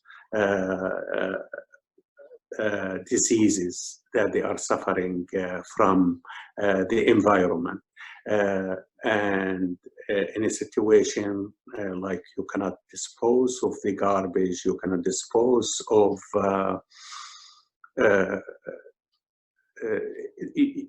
they think you should, on a proper way, on daily life, that they are making practically most of the garbage from Israel have been dumped on an area either in or close to the West Bank and Gaza Strip. And this is making it a humanitarian crisis. Now, you don't see it from the time you go visit Israel and you see beautiful beaches, etc. But most of the sewer system, they are pumping it to the area where next to Gaza. Two, when they discovered the oil both on the south and the north, the station, which is 3 miles away from the shores of Gaza, it is another environmental disaster to the Palestinian Gazan people, and it's causing environmental disaster. We should think about it. Occupation, colonialism is affecting the environment. If it is in Palestine, if it is next to the Palestinian refugee camps in Lebanon, or in both area Gaza and West Bank, or Palestinian territory as they call it, a great deal for the human health and for the progress of the people. Yeah, thank you, Wafiq. I think you did an excellent job capturing how the exploitation of the environment is used for the colonial project. And I couldn't help that while you were talking, but make these connections with what's happening here with the Black community. You were talking about dumping garbage, and we know that areas like Alabama, where there's a predominantly Black population, are the places where the land dumps from all these other states get sent. And so I can't help but make those parallels, those connections that I think are important to make. And as I asked someone else that I just interviewed as well, what would you say when people say those things sound horrible, but they're happening over there, so we don't have to worry about them here in the United States? And I know the other person I talked to made the point that we're all connected and we're all dependent on each other. So what would you say to those who say, well, all that stuff is happening there, I don't have to worry about that here? I have to remind the people here in the United States in particular, such thing will never happen over there without your tax dollars. United States sends to Israel $3.8 billion.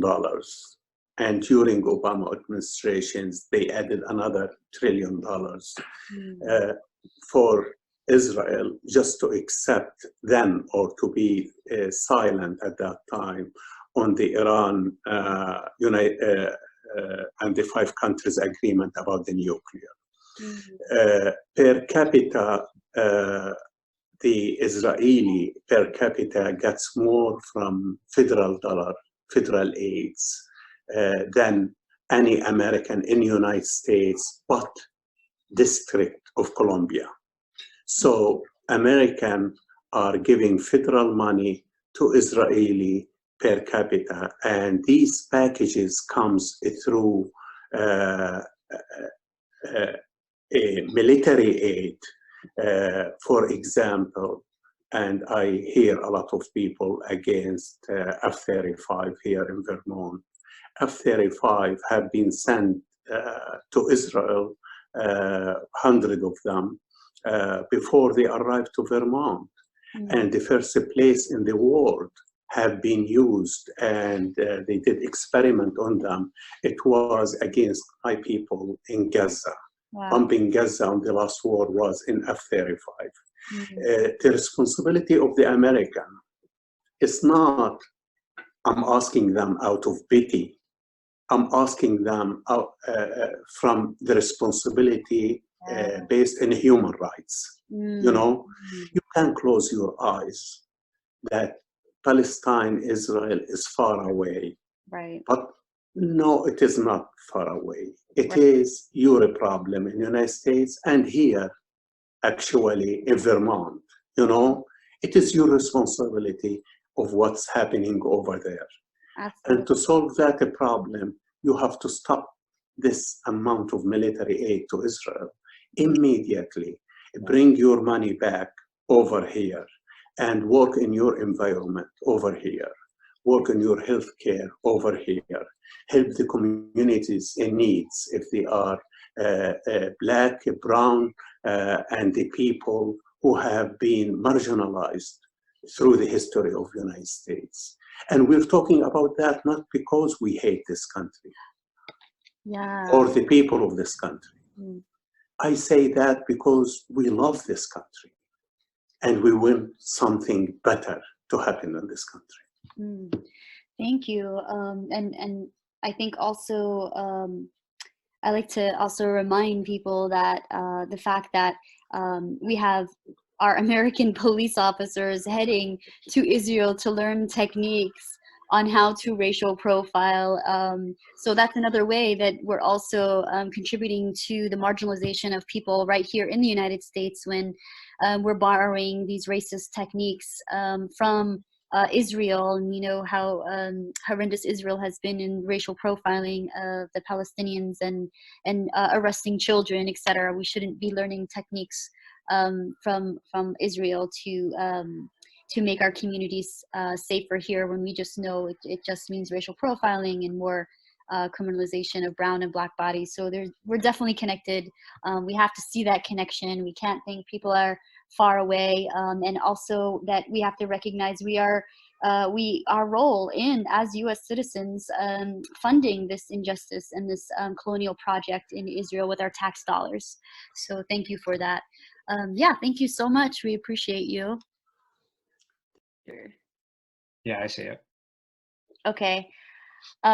So we're joined by someone that we will not reveal his identity, but he'd like to share a little bit about war and the consequences of war on the environment, on people. So you can go ahead and start if you'd like. Okay, so I think the first thing that we should do is, like, I want to address how we think about the environment, because it seems to me that a lot of people think that environment is something that's separate, that's just out there, that has little to do with us, or that, you know, we have a relationship with it. Whereas I think that the fact is, we are part of the environment in the sense that we are the environment, and you can see this, like, when you watch a BBC documentary or something, you look at ants and you study ants, and you think, well, that's, you know, you're studying the environment. It's not vague to you that, you know, ants are in the environment, and they're out there. And they organize themselves in these colonies, and that's a habitat, and I think that's how we should think about ourselves too, and not just that we're part of this environment, but also the way that we organize ourselves within this environment. So the ecological system that we have also has a place here. It is also part of the environment. Although it is also antagonist to it, and so when we think about capitalism, that is now also part of the environment and how we organize ourselves. I think that's really important in trying to resolve anything that's to do with environmental justice. So let's take an example of how the system and of us organizing ourselves fails, how capitalism does that. So war has always been a part of the capitalist system. It has a role in environmental annihilation. There's if, like, a lot of people talk about sustainability and how, oh, you know, climate change is going to affect us badly, and this is correct, right? Like, everything that people want to do in terms of stopping to use plastic, in terms of turning to renewable sources of energy, of stopping the use of fossil fuel, this is all important, this is all good and well, but all of that is not going to help us if we don't stop war. If we don't stop war, all of this will go in vain, because the effects of war, like, war is just, it's the most direct, deliberate, large-scale, and calculated criminal destruction of the environment. And remember, like, when we're talking about environment, we're also talking about ourselves as humans living here. We are part of this environment, we are in this environment, and when war comes upon us, it destroys all our ways of life. It destroys just everything. It contaminates the water, it contaminates the soil. So one example that we've been through is Iraq, like the war in Iraq and the use of depleted uranium. It is absolutely criminal. It's just, if not for the loss of millions of lives, of human lives and animal lives, it's also the loss of, it's the degradation of the soil. The soil does not recover so easily after that. It causes hunger, it causes disease, it causes all those sort of things. So you can talk all you want about transferring to use of renewable energy, and maybe you'll build an F-35 on solar panels that is going to destroy us. But that doesn't do environmental justice, and that doesn't do much for the environment itself. I mean, in terms of depleted uranium, like some 900 tons were used in Iraq. I mean, you think about the radioactive waste and the difficulty and the cost of cleaning up that damage, and we've had at least 3 Gulf Wars. If you think about the cost of trying to clean that up, and there's just like more money spent into war, and we think that there's more money spent into war, it means that there's less money spent on survival institutions. What I mean by survival institutions is hospitals that need to be funded. So when there's an outbreak of something, then you can help our survival here in this environment. And this is what I talk about when we talk about the environment. We have to talk about humans and all of us. It's that basic thing. So war is just the most direct, deliberate, large-scale destruction, and you see this happening in Yemen nowadays. The U.S. and Saudi Arabia's war in Yemen is just a complete dissemination of everything that's there, of literally everything.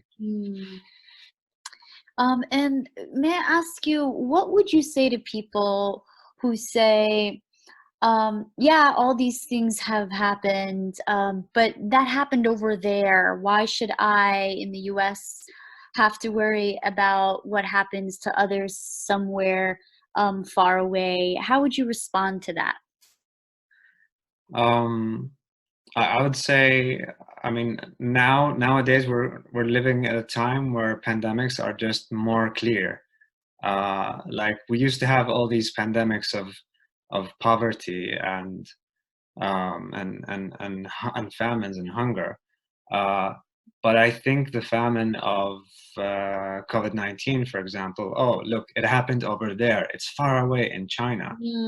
But the fact that we have these systems that will privilege a few and will disadvantage the many means that those who don't have homes, don't have good sanitation, will and the fact that there's oppression out there and injustice means that there's going to be migration. We live in a world that is highly connected today. It means that people are going to be affected by these systems of oppression. People are going to get sick. In World War I, we also saw that example with the Spanish fever thing. People were also mobilizing because there was a war, and this was a convenient environment for disease to spread. So this is environmental destruction. When thousands of people die, that is environmental destruction.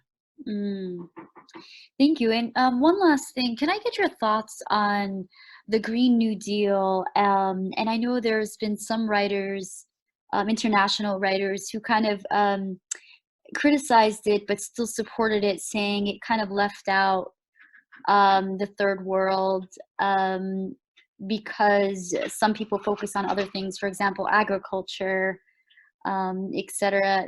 Do you support the Green New Deal, and do you also feel it leaves out anyone, or do you have an opinion on that?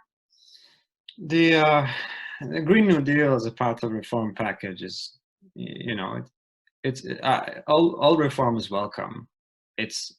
We need at least that much, right?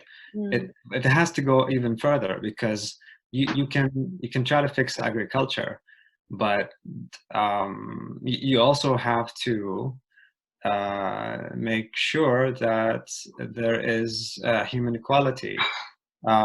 The fact that, for example, in the U.S., it's the migrant workers who work on the farms, but the migrant workers aren't paid sufficiently for the value of their labor, means that their conditions are not going to be good. It means that they're going to suffer. It means that they're not going to be as healthy. It means that, they're not going to be as healthy. It means eventually you're not going to be as healthy either. It has to go further than that. It has to, a good deal. It has to be a good deal for us. It means that it has to give us our human rights. And when I say human rights, I don't mean just freedom of speech. It also means decommodified housing. It also means decommodified food. It also means decommodified healthcare. It means all of these things. This is how you support the environment. It's by granting all human rights and recognizing that they are human rights. Wow, thank you so much. I appreciate you. Thank you. Thank you. So let me.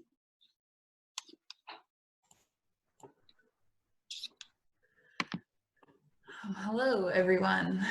My name is Lauren. I know I chatted with you earlier, but we're going to do a couple minutes of Q&A for Asma here. I personally want to just thank you for bringing us your voice and the voices of others. I think it's very obvious that many people really internalize this information, and we're definitely deeply affected by it. So thank you for sharing that with us. Would you like to say just a few words about maybe some of the things that have been going on in the chat, and then I can ask some more questions? Yeah, I guess I can answer some of the questions on the chat. First of all, thank you so much for inviting me. I think oftentimes when we talk about environment, we're not making those important connections. So I'm thrilled to have been invited so enthusiastically by you reaching out and insisting that I come and speak. And again, I don't think I did this topic justice, but I did what I could to give a little information so that people can go out and do some more exploring on their own. I think I just want to mention that, we hear people always talk about make sure you talk to people that are not a part of the white normative culture. And there's a reason for it, right? There's experiences that can be brought in that perhaps we're not thinking about. And so we definitely want to support those minorities, right, who do live a different way of life and perhaps have solutions that haven't been tried, right? So having said that, maybe I can answer some of the questions that were asked. Definitely, yeah. So I think I'll jump around a little bit, so I'm going in perfect order. But I think one of the ones that resonated was, how can people in Vermont and New England help to create the conditions to reverse, undo, and repair kind of what's going on around the world and within America? And similarly, I think that will lend itself nicely to kind of what work are you involved in right now, and who are you partnering with? Yes, thank you. So first of all, I am an organizer. I organize people around different issues.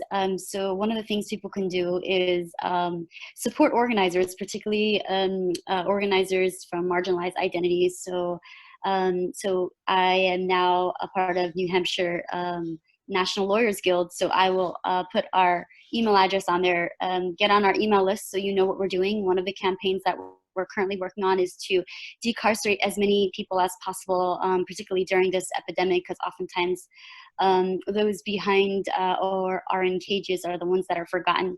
And so one of the projects that we're working on is to try to release as many people as possible from our jails. So one of the things we can do is stop supporting a security apparatus. And there's many ways to do that, right? One way is to stop funding the Department of Defense, right? So stop asking for more money for the Department of Homeland Security, right? We don't want that. More money is more weapons, more money is more surveillance.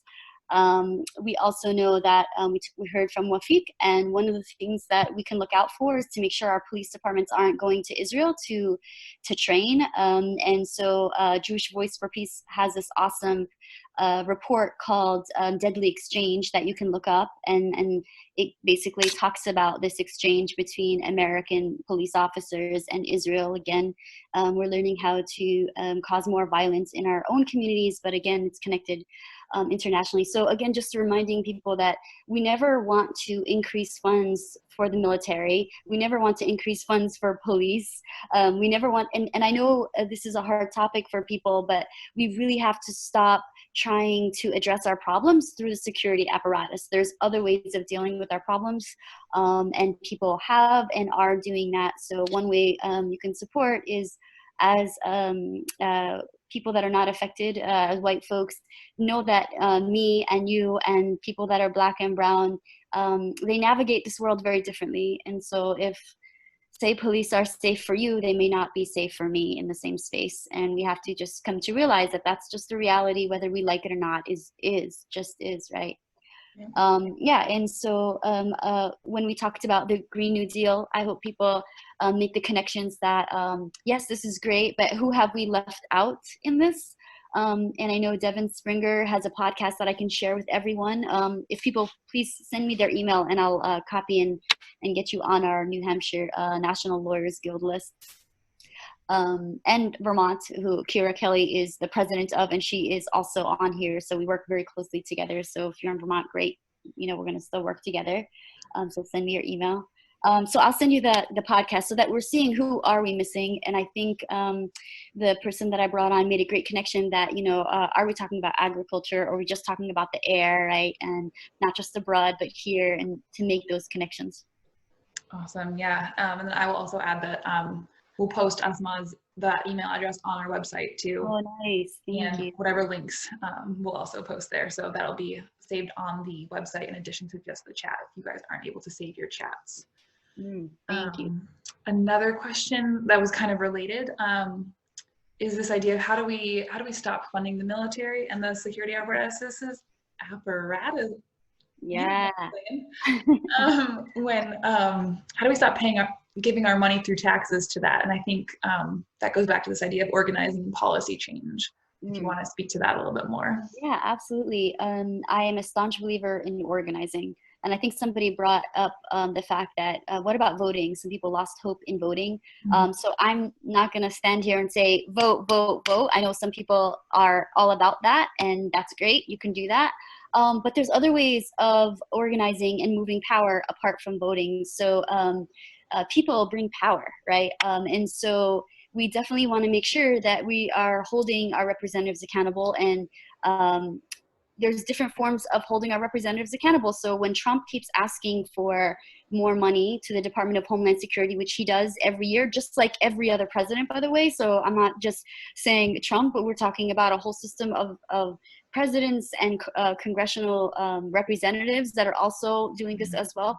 Trump keeps asking for money, and guess who's signing the checks? We think that the Democrats are on our side, they're pro-immigration, they're against the wall, and literally they're the ones who are signing the checks every time he asks for money. So where's the outrage and holding them accountable? And one way is voting, but another is like literally doing sit-ins and saying this is not okay.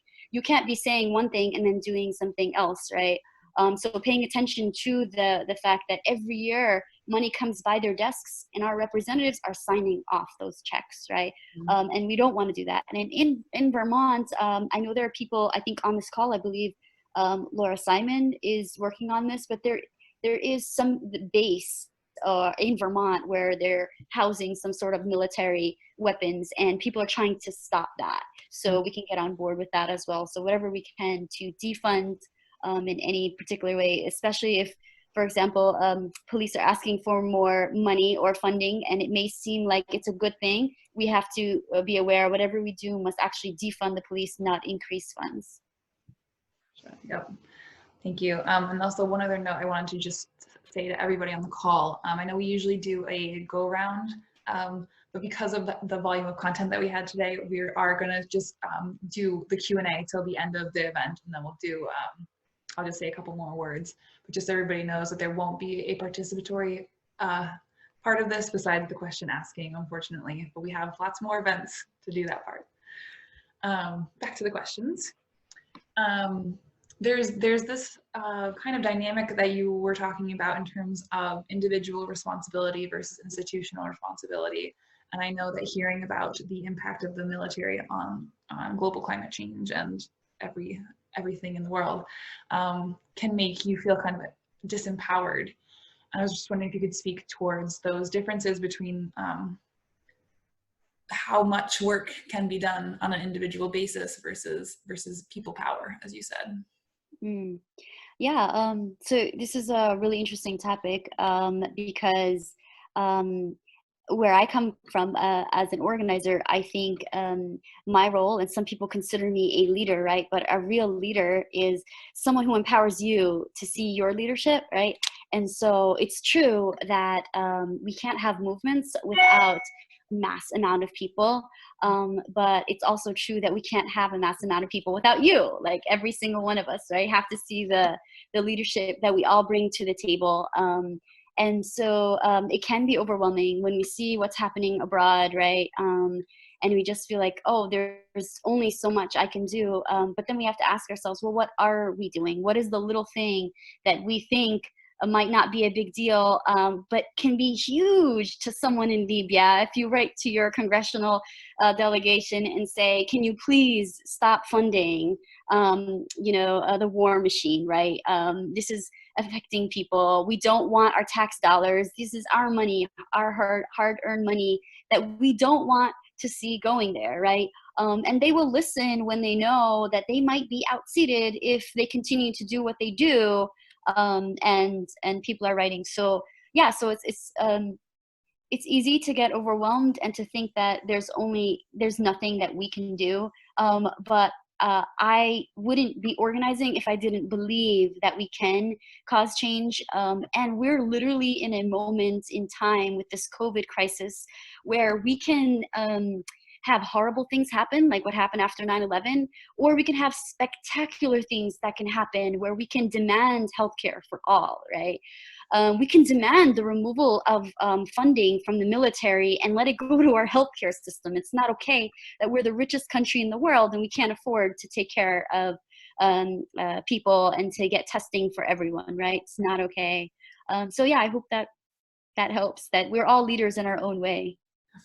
Definitely. Switching to a little bit different of a question, we were wondering, how do you see land and soil health as being relevant to a solution for humanity going forward? So kind of narrowing back into this idea of the land. Wow, that's a good question. And I think Fran did an excellent job kind of pointing out how significant land is for people, right? And we have people who've been on land who are no longer on land because of the abuse of racism, right? So land is very important. I know personally for me, there's this spiritual aspect of land, right? And in the Quran, the Muslim holy book, it tells us that there are signs that God has given us through the earth, right? And so I know when I feel an imbalance, one of the things I like to do is to ground myself in the earth, which means taking a walk, but not on the street, but on the grass and without my shoes, and reconnecting with the earth, because there's something valuable in the earth. And so, yeah, I think there's definitely a connection to land. And then we can talk about how war rips people of that connection, and what does that do to people, right? When that happens. Definitely. Yeah, I think it's all those pieces together And we all interpret it in very different ways, but I appreciate your thoughts on that. And if I could just say, I highly encourage that all of us get into gardening and farming now. This is like a great time to do that, actually. I couldn't agree more. I know there's also a big push in Upper Valley right now. A lot of people are getting together to try to talk about how to make sure that we are encouraging people to grow their own food while not kind of stepping on the toes of farmers, and it's a fine balance, but definitely agree with you there. So there's a couple questions that are coming in about this idea of safety and what safety means to you. I'll read the whole question here. How do you reconcile a mass movement that is promoting safety for COVID risk folks while putting so many other people at increased risk? For example, domestic violence, depression, anxiety, drug abuse, crime, suicide, homicide. Where do we draw the line or the balance of the cost of safety to some in the name of the safety of others? Oh my gosh, I wish I knew that answer. I just know for me and myself, I kind of have to just keep going back to my values and what I know to be true for myself. So I'll give you an example. I had a friend I was talking to, and she said, you know, I think we should have police out there. I know you're opposed to that, but people are out and people are going about. And I had to remind her, the reality is, if we do push for that, the ones that will be most affected are going to be brown and black bodies. So they're the ones who are going to be targeted more than anyone else.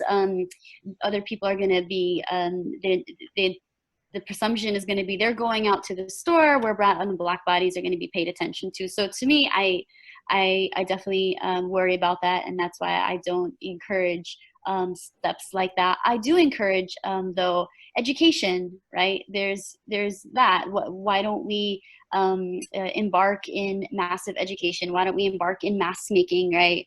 And then with things like domestic violence, which is an issue very dear to me, I am an advocate. Honestly, we have to address the fact that we are doing an absolutely horrible job addressing patriarchy, addressing toxic masculinity in the first place, right? And here we finally have people who are forced to face it, right? Because they're in a closed space.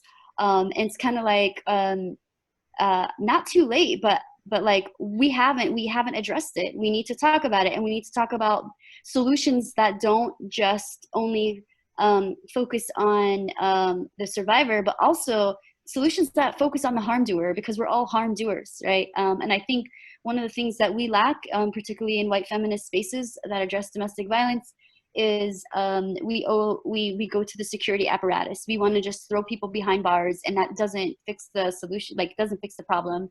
What are we doing to help people move to get better? And so, yeah, we're seeing more violence, right? And it's not okay, but at the same time, the way we address it really needs to change as well.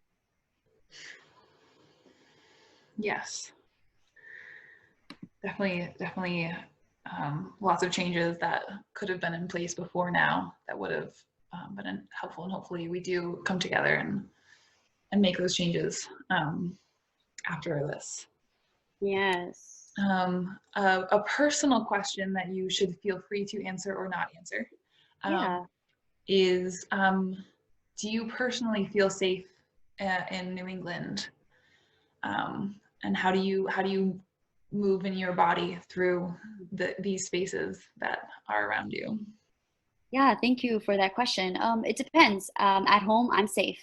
One, I don't have to put on this performative aspect of myself, because I have to perform every time I go out. I'm being watched, I'm on stage, what I do matters, the way I behave matters, and so I have to literally perform and be careful about what I do and what I say, because it'll be judged differently than everyone else. So at home, I'm safe. When I go out, I try to be as safe as possible. I never walk alone. That's not something I'm going to do. I try to be safe. When we're talking about a mask, I definitely have a mask that I wore, and I haven't shared this experience, but you know, the first day I wore it, the reaction was clearly very racist because I wear hijab and my mask, I put it on, I went to the post office, and right away the man like, stay back there. And I was like, oh wow, this reaction that he's having. And I thought, well, it's COVID-19, he's asking everyone to stay back. But the reality was I got done and the next person moved up and he didn't ask her to move back.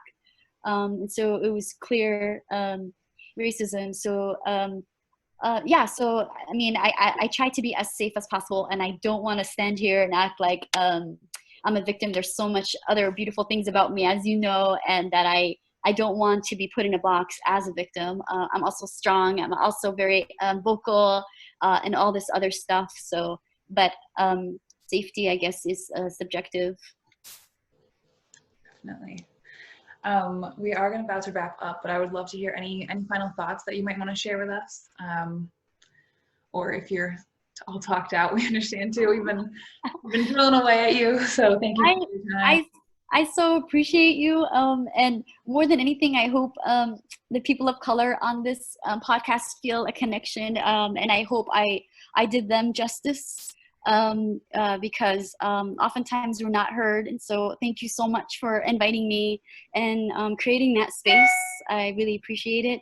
Please do get in touch with me. I will put my New Hampshire, my NLG, National Lawyers Guild email in the chat right now. Do get in touch. I'll put you on our listserv. I'll tell you what we're doing. I'd love to hear what you're doing. So thanks again. Awesome. Thank you so much. Thank you. To you and Fran both, thank you for being our speakers today. It was Thank you. Incredible. I am going to turn your video off just to minimize distractions, but thank you so much. So thank you all for joining us for this event. I know that there were some very large topics discussed today. I hope that you all learned something and have realized some more of the resources in your community, and I hope that you all get involved in the work that BLS is doing and the work that the National Lawyers Guild and Asma are doing. Just a quick note, I just want to thank you for participating today and for asking really deep questions and for sharing so many resources amongst ourselves in the chat, and realizing how much information we all individually have and trying to just share knowledge. That has been wonderful. Our next event is on Sunday, April 26th from 3:30 to 6. And that will be another interesting chat with everyone. Hopefully we'll have more time for community discussion. Again, I apologize today, but we really wanted to center the voices of others today.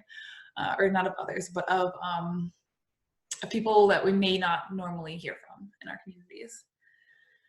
I will also say that this recording will be posted on our YouTube page and the Vermont Healthy Soils Coalition website.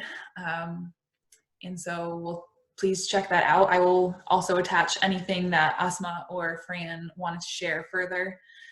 So please be on the lookout there. Please register for the next events. And with that, I hope everyone has stayed dry today, and thank you for sticking with us, and I look forward to seeing you all again in a couple of weeks. Thank you so much.